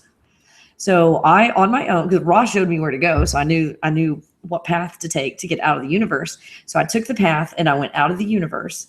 And I found my universe, and I went into my universe, and it was like, it was just like, oh, fantastic. So I spent a little time there, And then there was some stuff, kind of some bad stuff that was going on in my universe. So I'm like, ooh, I need to fix this. And I had to kick some people out of my universe and fix a few things. And then I came back home. So what kind of traveling was that? I know that was a lot to chew on, but what would you call that kind of traveling where you go outside the universe? I call it, there's only two types of traveling, astral projection and astral travel. That would be astral projection. Certainly astral projection. I want to meet this raw guy now that you're talking about. And I've never flown into a sun. I have met or been in locations which could be considered crystal cities, I suppose, because they're like formed out of light. However, they're not round like this Earth. They're like completely... They're flat. Yeah, they're flat. With a little something on the bottom, like a spaceship kind of thing on the bottom, but more flat than anything on the bottom. Yeah. And I too went there because I was homesick. I was really homesick when I was younger. I had memories of where I came from when I was younger, and I was looking at my parents thinking, these aren't my real parents. I remember why I came here. I literally remember being around them in this other location, not even Earth, and being told to go down here and what to do. And when I was born, I remember being born. I remember being in the womb. I also remember being held when I don't even think I was 1, but I was held at a park with my father and my mother, and I could remember what they were saying. They were speaking English, and I could understand every word that was coming out of their mouth, as if you and I are talking today. And a lot of people say that children and infants are stupid at that age, that they don't know anything. But that is completely false. And as I got older, I started to forget. Like as I was taught to speak English, I found it harder to understand the English that I was listening to. And then I went through like a downgrade kind of thing. And then I was born, and I was only born at like, say if I was a child, I couldn't speak anything. I was around about 100%. Then I started to learn English, go to school, and then I went down to like 40% psychic. And then I got the vaccines. Everything turned off when I got the vaccines. And then when I was around about, let's say 16, I died, came back, and then I got everything back. And it's been this constant journey of clearing the stuff. And it's only recently that I've started being invited to what I call garden parties in the astral realms, where I would travel out of body, and I would be invited to literally tea parties. And there would be these freaking awesome. No one invites me to anything. Oh? I just show up. I'm one of those. I just show up. I don't wait for them. It's so strange. Like I could even draw them. Some of them they were in like suits, but they're not like human suits. They were like really abstract and like sewn differently. It looks like something straight out of Alice in Wonderland. And the gardens would always be in a maze, and I'd always be shown how to get to the center of the garden where everyone was at. And there would always be a space for me, and then they'd like congratulate me for being there and stuff like that. But yeah, I'd always be shown by every time I go into the maze, for starters, on my left there's 3 people that are dancing. And then on my right, there's a guy in slacks with a hat on. It looks like he's from a completely different time zone. And he would guide me through the maze until I get to the seat. And then I'd sit down, and they would just look at me. And whenever I cleared my mind, because if you think in the astral realms, it stops you from being able to communicate to everyone else, because you can't hear them if you're thinking like to yourself. So I clear my mind, guy on the left would start speaking to me. And I would feel like all of his emotion as well, like everything, like just everything would come at once.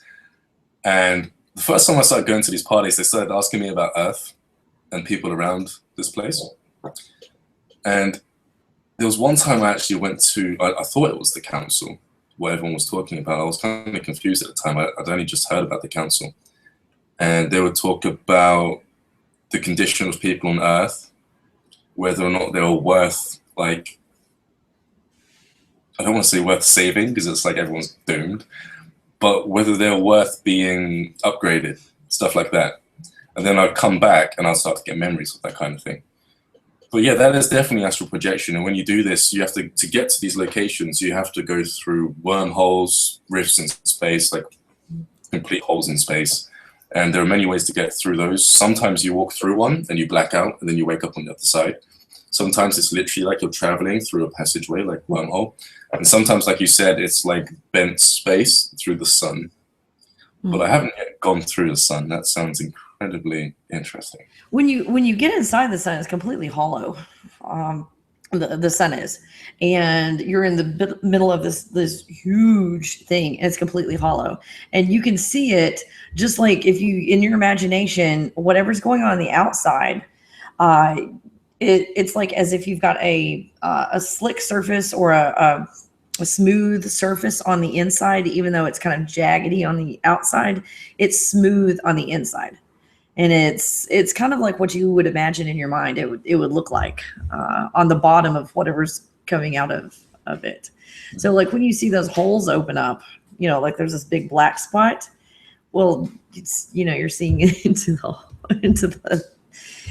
sun, and it's a hole. It is a hole. I have a question on this side from Helen. She says, "Okay, are you familiar with Katy Perry's songs?" Yes. Yeah. She says, so if Ra was in Katie's song E.T., do you think that's connected to her other song Dark Horse? Because she made a whole video with ancient Egypt stuff. Pretty cool looking though. Was Ra there too? That's a question. Okay. You just opened up a can of worms there. Dark Horse, ancient Egypt, Memphis, Egypt, and all that. There's so much symbolism in there, and I'm so drawn to that video. And there is something about Katy Perry. I don't want to just come out and say it because I can't put all my own thoughts in order, but it's almost as if Katy Perry is a good guy in a controlled system of the bad guys. That's what I feel about her. And there are some things that I think are coming out with Katy Perry. But in that, where you've got Ra in the pyramids and all that, how you've got these men, I don't think there's any women. The women are cats, I think. And the men are solid blue. But then at one point, there's one of the leaders, I don't know what you call them, the leaders that come and give their whatever to her, and she turns them into dust or whatever. She's not pleased with them. One of them, when they come in, they're all red. They're completely red. So I know this is not like the question yet, but when I saw that, it was like, I wonder if the ones that are blue represent like the blue guy when you die. Like if that's what it's representing, maybe Lemurians, or, you know, they didn't tell me their name or where they were from. I didn't ask. I was a little distracted. But, you know, I wonder if it was representing death on some level in that video, Dark Horse. And then you've got the ones that are red. I interviewed a nurse, and he had been a nurse. I can't remember if it was like 9 years or 11 years, but for a very long time. And he could see these things. And he was there when over 100 people died. And every time but one time, he could either see the blue guy there by the tunnel, or the person was saying, hey, there's someone there and they're blue. Or he's getting feedback from the patient when they're in the process of dying. But the blue guy was there pretty much every time. And any time that they left their body, when the blue guy was there, they never came back. That's why I feel like I want to find someone else who met the blue guy and came back too, because I haven't yet. I'm the only one that said I'm going back. Everybody else was like, oh, I want to stay, and they were forced to come back. But that I know of, I'm the only one that decided to come back after encountering the blue guy. I mean, he's very persuasive. He's, you know, he's the finisher. You know what I mean? So, but he told of one story where there was a man, he came in the room, and the man was crawling up his hospital bed backwards on his hands and knees with his legs up the wall. He was so scared. And he looked over there, and there was this red guy, not a blue guy, but he could see a red guy. And the guy was screaming and yelling and scared. And so he got him back down and said, can I pray with you? And you know that prayer increases vibration. No matter what religion you are or whatever, prayer does increase vibration. So he prayed with him, and he was like, oh, you know, and he felt better. The blue guy, the red guy disappeared, and the blue guy appeared. And then he left with the blue guy. So that is what strikes me, first of all, with the video Dark Horse. The one where you see the blue guys and the red guys, and I forgot what the question was, but but anyway, with Ra, yeah, I have such a connection with that. Now, Ra is not just one being that has a little beak and, you know, good looking muscles and stuff and a short, cute skirt. You know, that's how Ra appeared to me at the beginning, because it was kind of like, I want you to know who I am. So I come to you. That's kind of what Jesus did. You know, Jesus showed me something that I would recognize. Okay, this is Jesus. And then he took a form that's, okay, this is what I really look like. It's like, oh, I would have never guessed you were Jesus, you know, looking like that. So anyway, Ra changed into more like an energy form that was like huge. And there was only this little form. There was only part of Ra in it, because Ra takes up a lot of space. I call it, this is my words, a collection of spirits or souls is what Ra is a huge collection. Like if you broke Ra up, you could fill several of our planets with people to put Ra in. That's how big Ra is. Well, it's not a he. You just say, you know, instead of he, she, you always resort to he. When you don't know what it is, you always say he in the English language. So I just say he. Ra, I don't know if Ra even has a gender, because I didn't feel a gender when I was with Ra. Ra physically looks like a man. But I didn't feel a gender. So yeah, I think I'll connect to Ra again. And all you have to do to connect to Ra is just say, hey, Ra, what's going on? Come here. Let's spend some time together. You know, you don't have to be like, oh, Ra. You know, Ra is not like that. Yeah, a lot of people do stuff like Ra's that. kind of hip, you know. Ra speaks your language. Ra knows, you know, there's no reverence or anything. Ra could care less if you bowed to Ra. Ra has so much. The lower beings need worship. So, and the ones that they're calling Jesus, they don't even have you praying to Jesus in church. They have you praying to another entity that is feeding off of you. Because Jesus said, you know, when you go look at the original texts, you know, don't worship me. I'm just like you. Don't worship me. But they have you worshiping in church. But they have you worshiping another entity that is not Jesus. So, yeah. So, did I even answer the question? I'm sorry. Yeah, you did. You answered the question. She was asking if they were connected, which you answered in perfect detail. And you can, because Ra doesn't force you to do anything, and Ra shows you things. And there are some people that work with Ra and then go off and do bad things. And Ra isn't like, it has this moral compass, like, oh no, you did bad things. I'm not going to do anything with you anymore. Like, Ra doesn't do that. Ra just goes, I'm going to have an experience. Ra is not God, you know, but you know how God is kind of like, I want to have an experience, good, bad, and otherwise. You know, that's kind of Ra. Ra isn't like, I'm going to only work with people that do good things and, you know, don't curse and all of that. Ra is not like that. So the ones that they see associated with Ra, because they do work with Ra, but they use it against humankind and against mankind. And because the ones that are against mankind control the media, that's all you associate Ra with is the media. So my experience with Ra, except for the curse word, was very, very positive. And it's like, here, let me teach you. Ra wants to teach you stuff and show you things. It's like, it's really cool.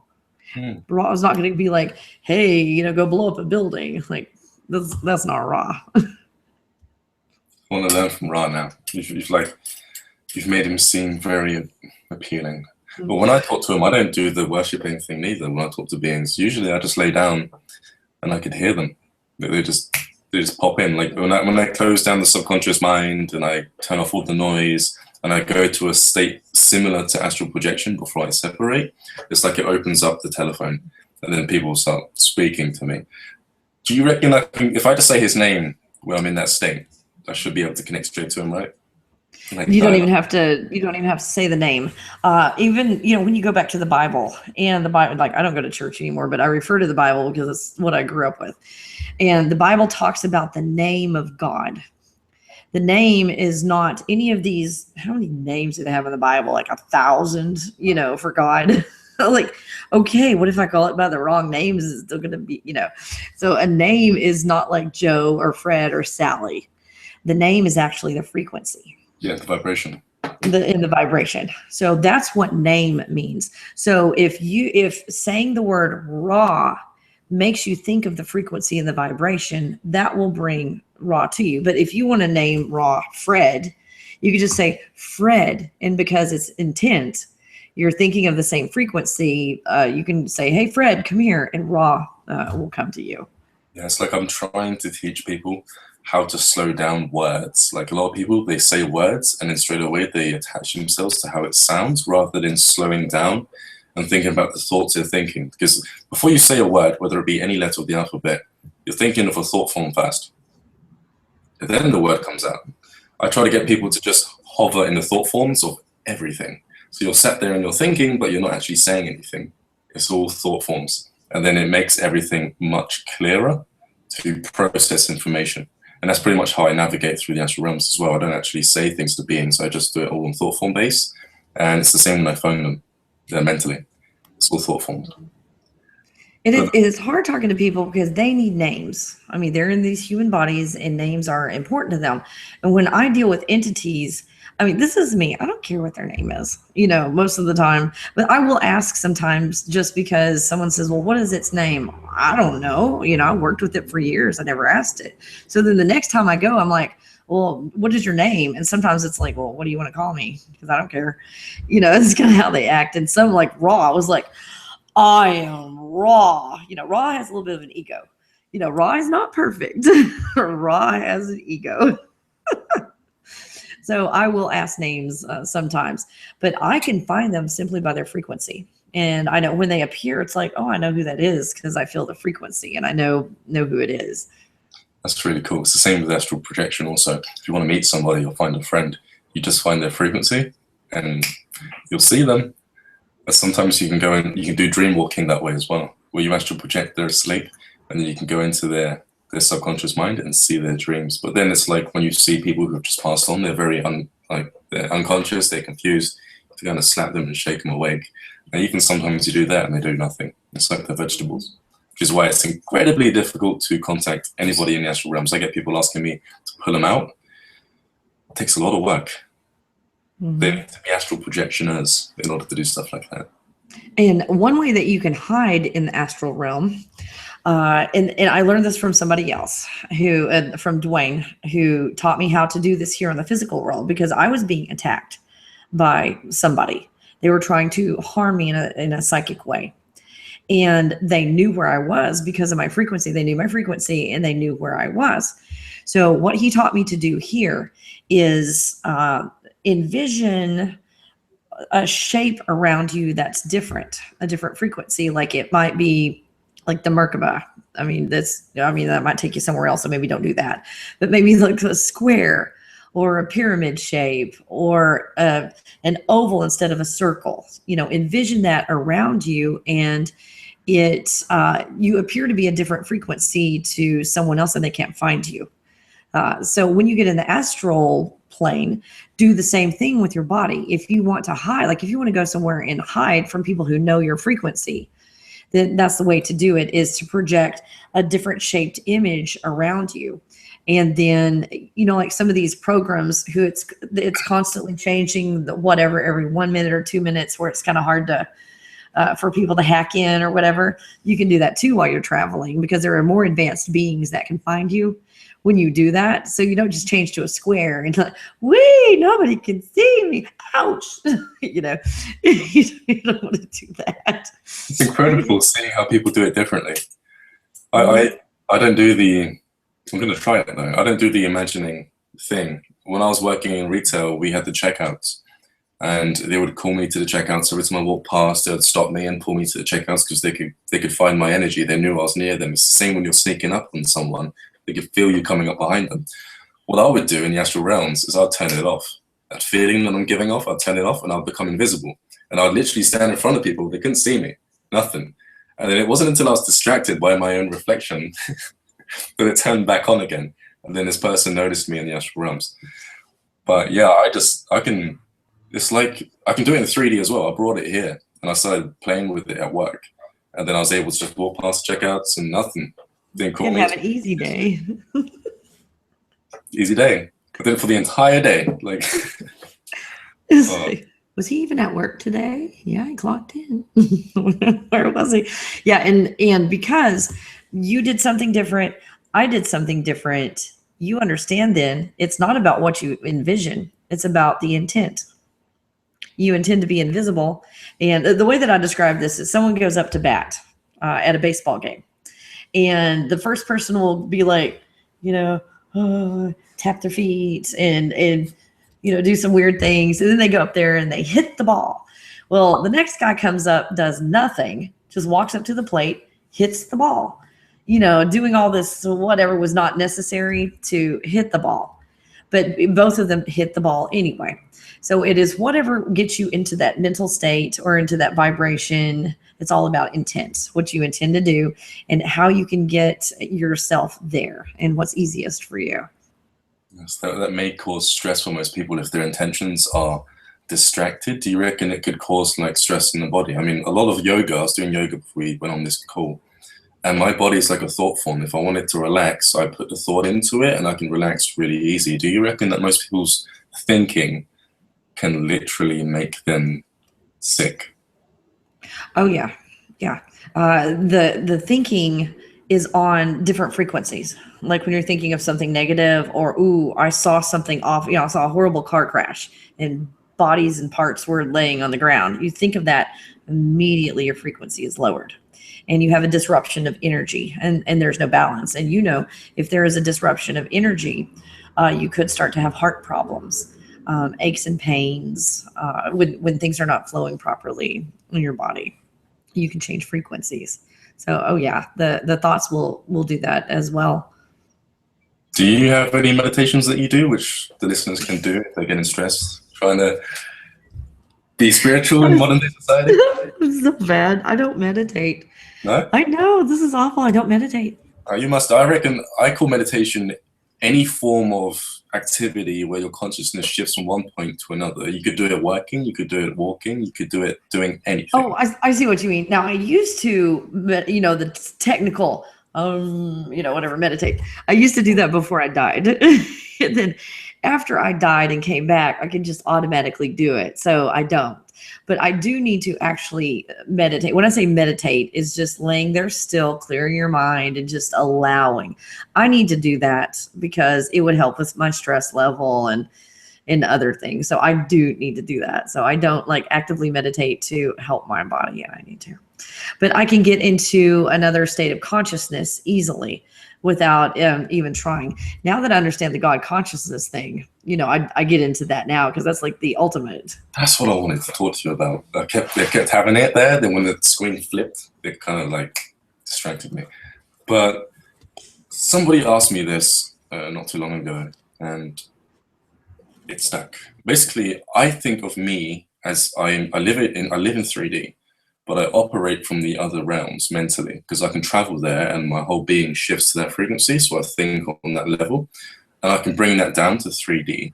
Do you reckon you can operate from the really high levels and still live in 3D? Or do you reckon you have to die in order to operate in that realm of thought? Now, people do it accidentally all the time. When you're, you wake up and you're going throughout your day going, I feel like I'm on cold medicine.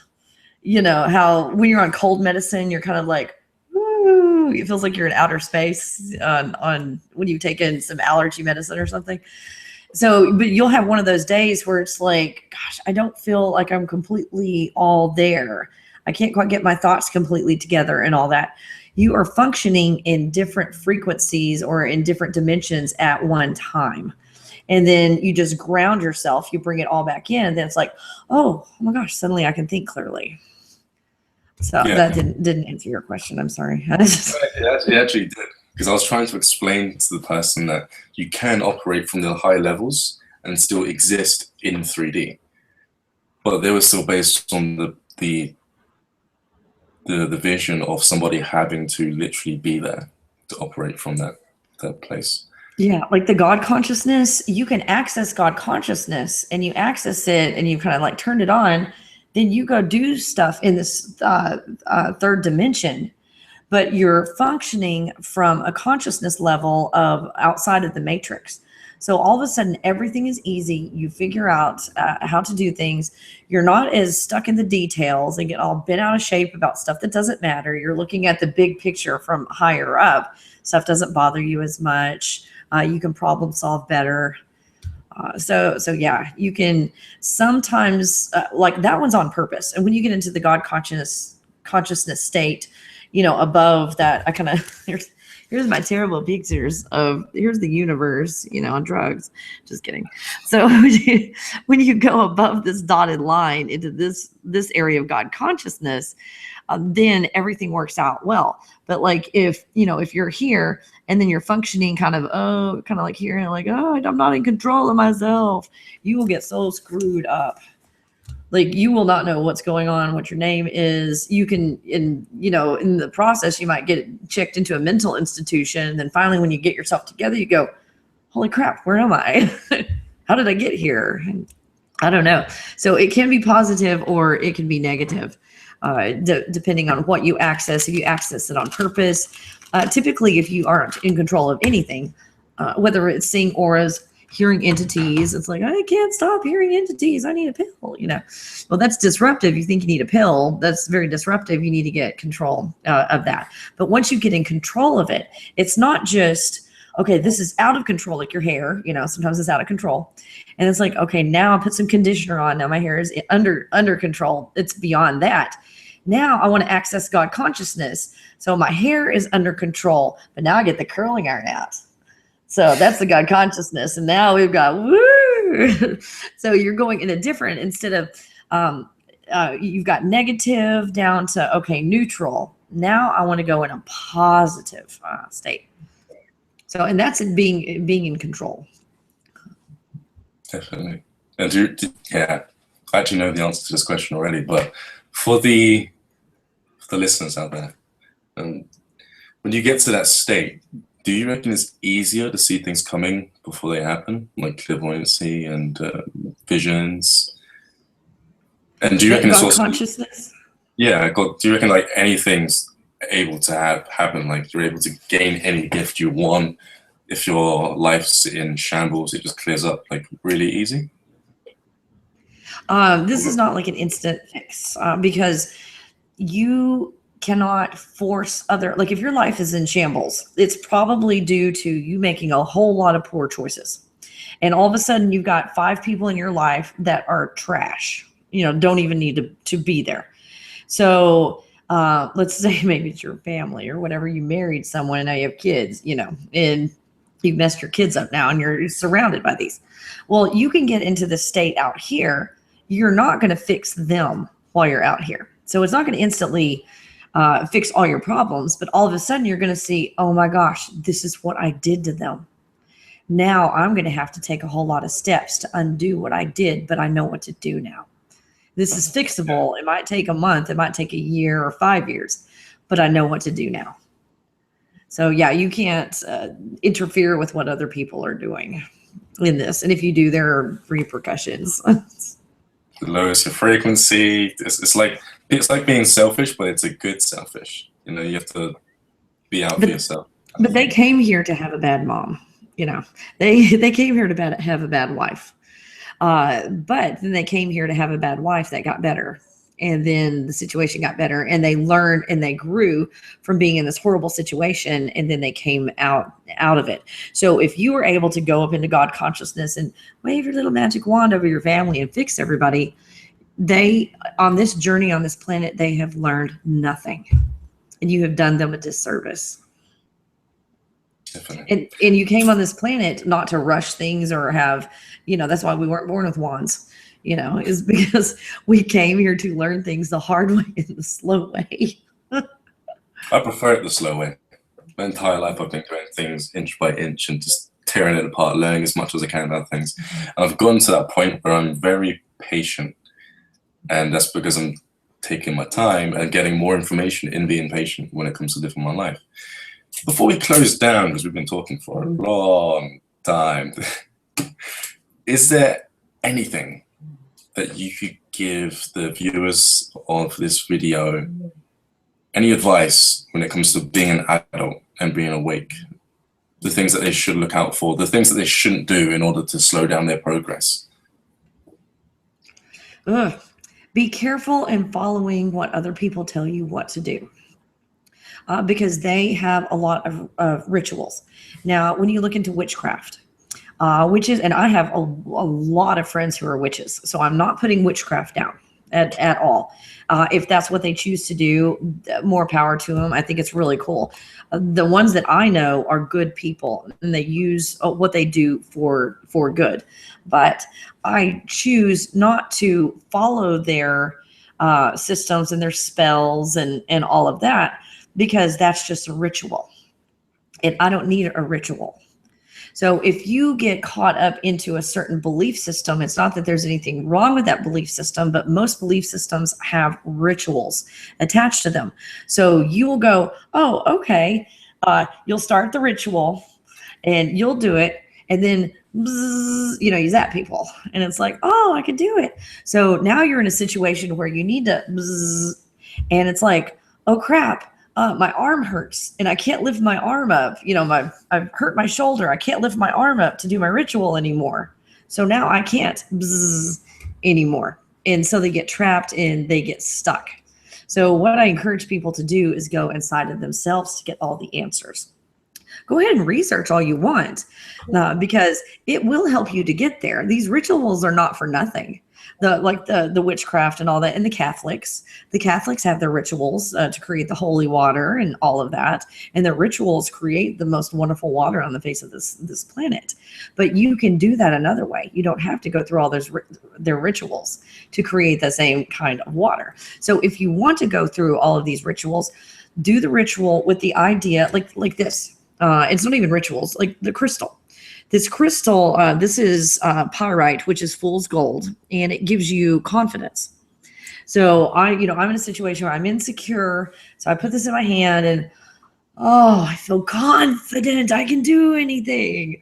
So this crystal is a teaching tool, and don't rely on it, because then it's like, whoops, I lost my crystal, or I don't have it with me. And, I'm intimidated. And so while you're in that state, whatever ritual or crystal or whatever brings you to that state, memorize that feeling and memorize that frequency. Memorize it so that when you are without your crystals, you can still get to that place.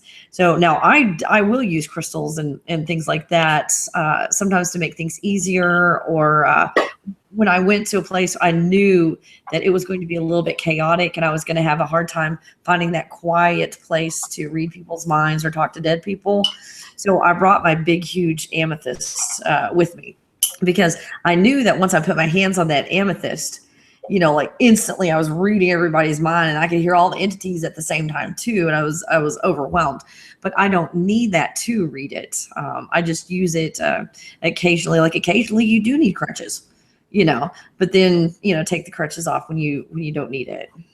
So I don't know. That's some of the best advice I can give is, no matter what anybody tells you, go ahead and say, oh, thank you for that information. And, don't be rude or anything. And after they walk off, go inside yourself and see if that was true, if that was right. And even if it is true, it might not be okay for you, even if it's true.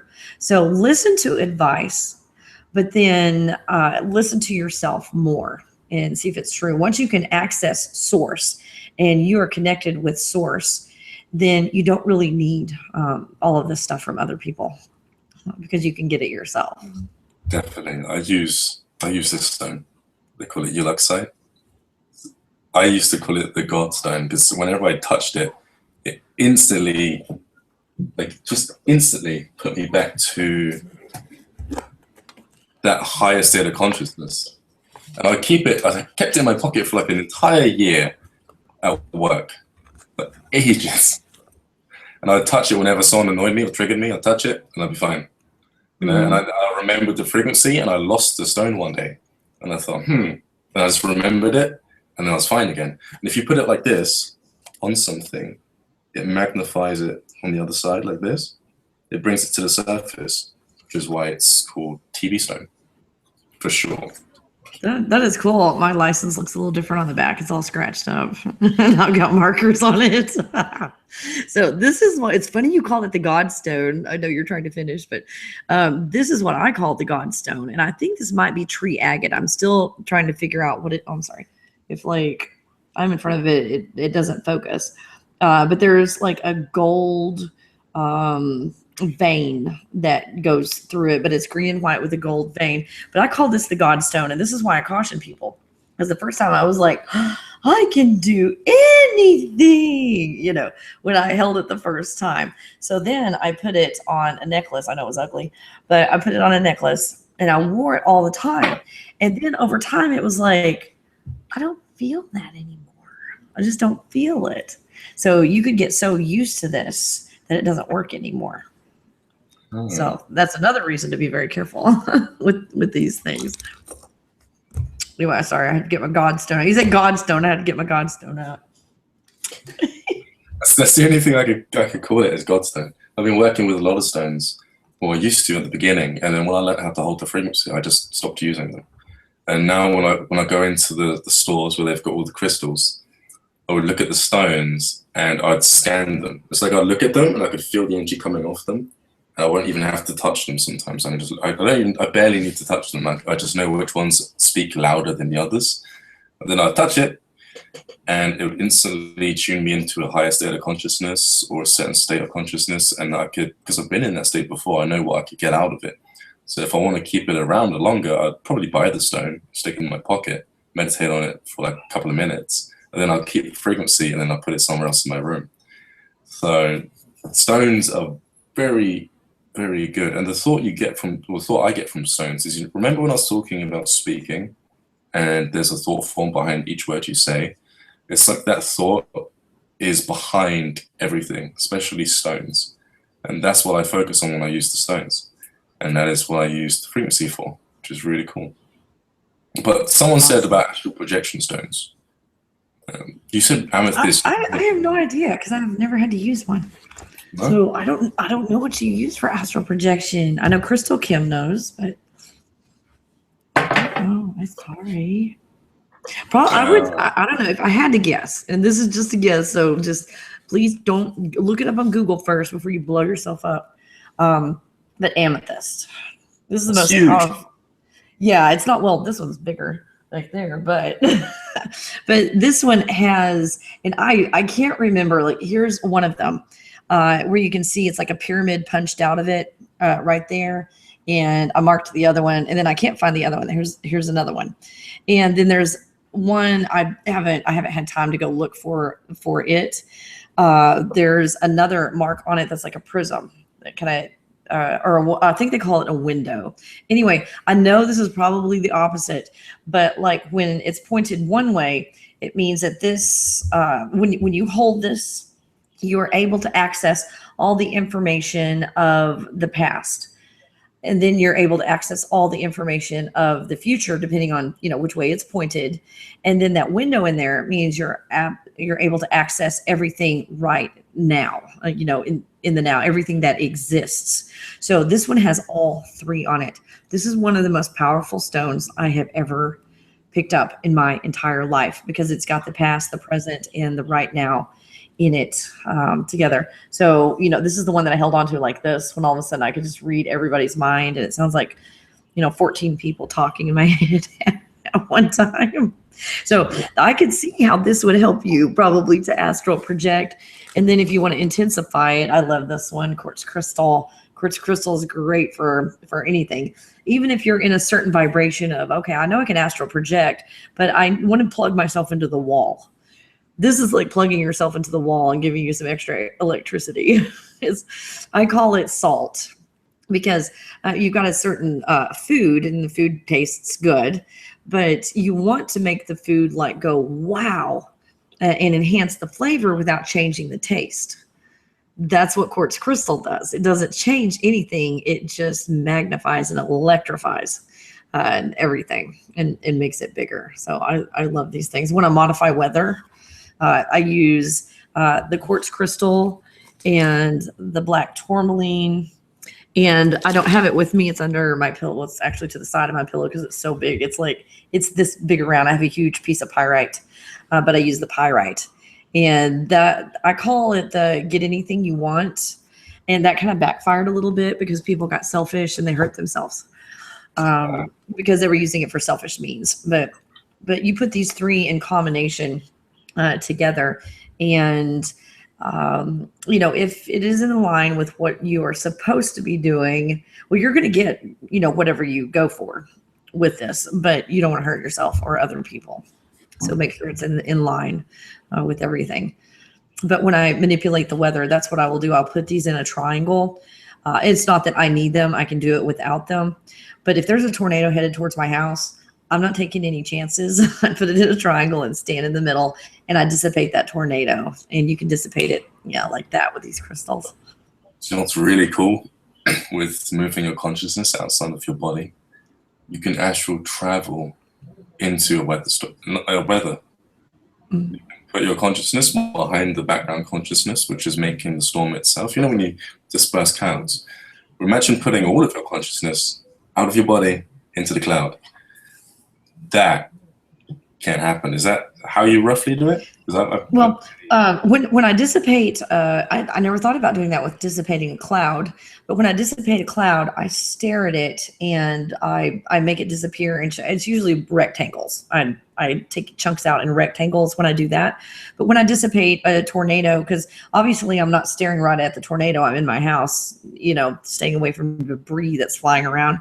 And then I stand in the middle. I close my eyes, and you don't have to use your arms, but I will use my arms because it helps me focus. Whatever helps you focus, that's what you do.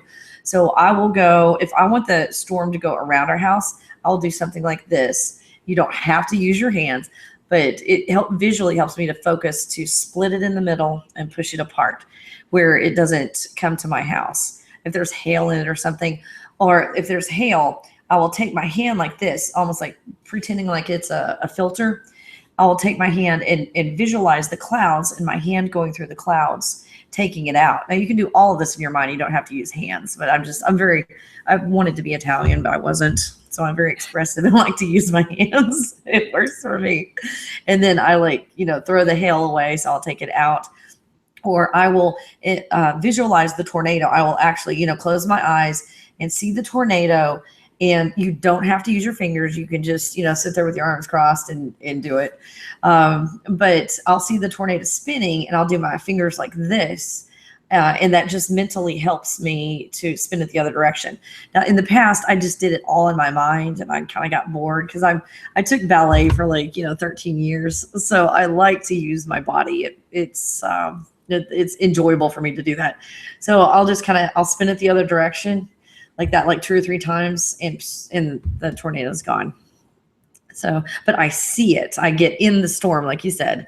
I get in the storm and I see it, but I'm still moving my physical body here in the 3rd dimension while I'm doing it. In my little witch's circle. Just kidding. It's not a witch's circle. I don't want to offend any witches out there because they are very powerful and they are very good. A witch. The word witch. A lot of people have ideas of what a witch is. Are they correct, or is it something entirely different if you were to replace it with another word? I haven't looked very much into witches and witchcraft. My daughter got a book on it, like Witchcraft for Dummies or something like that, just to see what it was all about. And they are very powerful, and they do the same things that you and I do. They just do them with rituals. And then there's a belief system behind it. The belief system is similar to the Native American Indians, which in your country, I don't know if you know the story of the Native American Indians, but I have Cherokee in me. So that might be a reason why I'm easily able to do some things. But the Native American Indians, as well as the witches that I'm aware of, I might misspeak a little bit about the witches because I don't 100% know. But they love the earth. They have a love for this planet and the earth, and a respect for it in nature.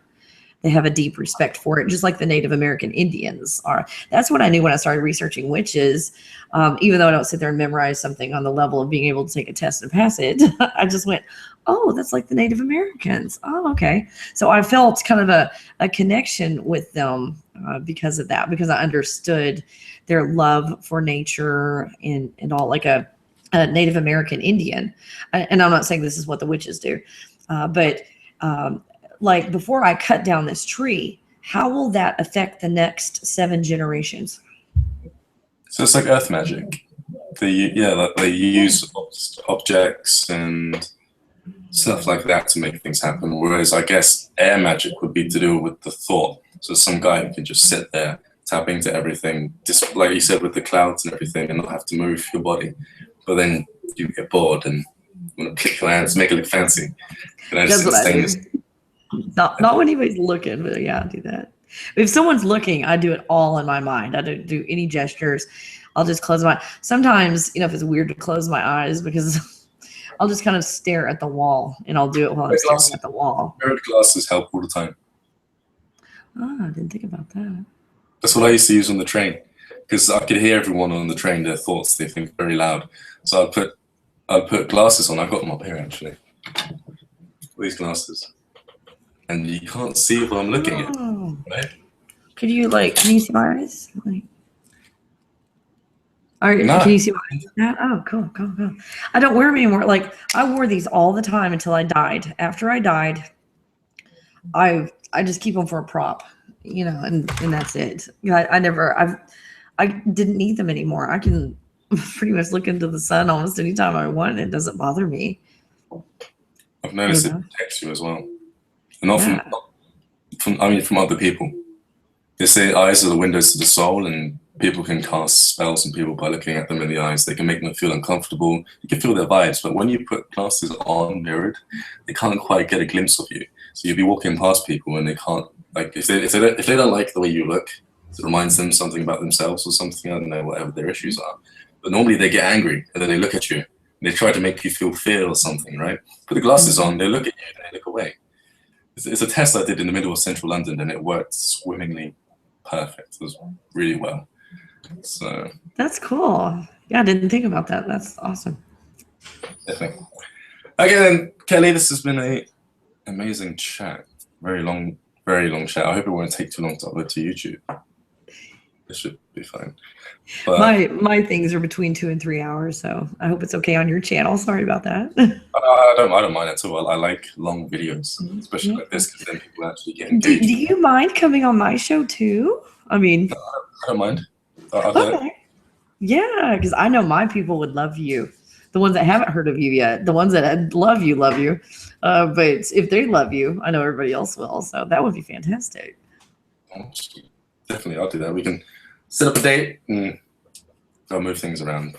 Awesome. Thank you so much for having me on your show. That was so nice of you to ask. I woke up one day and literally your face just popped into my head, because I remember seeing you on YouTube when I was looking at other YouTubers a long time ago. And I was thinking of a way of communicating to people like me. When you talk to someone who's awake, you don't feel so, you feel like you're connecting with them. It's not like you're talking to somebody who's asleep and stuff in their face with McDonald's and who's in a completely negative mood all the time. So I wanted to bring that to my channel and make it like a community of true people who are actually authentic. And then your face came straight up in my head, because I remember looking at your channel and your videos and I thought, wow, she is pretty much as authentic as it gets. Oh, thank you. And then I emailed you, like on every account, just to make sure. Thank you.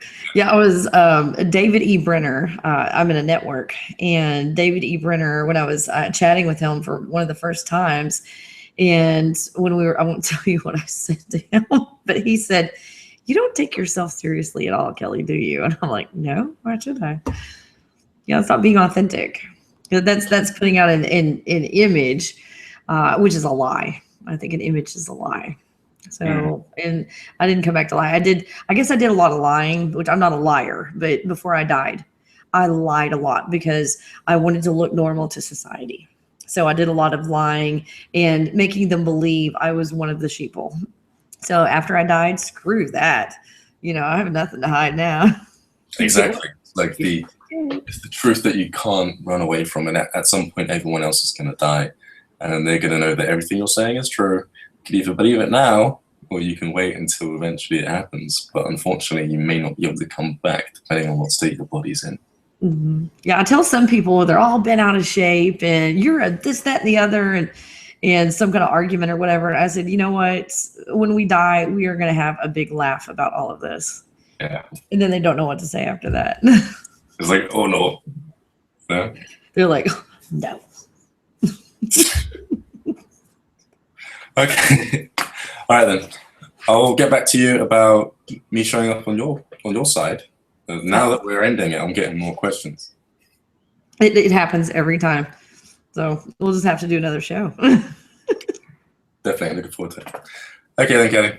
See ya. Thank you. Bye. Bye.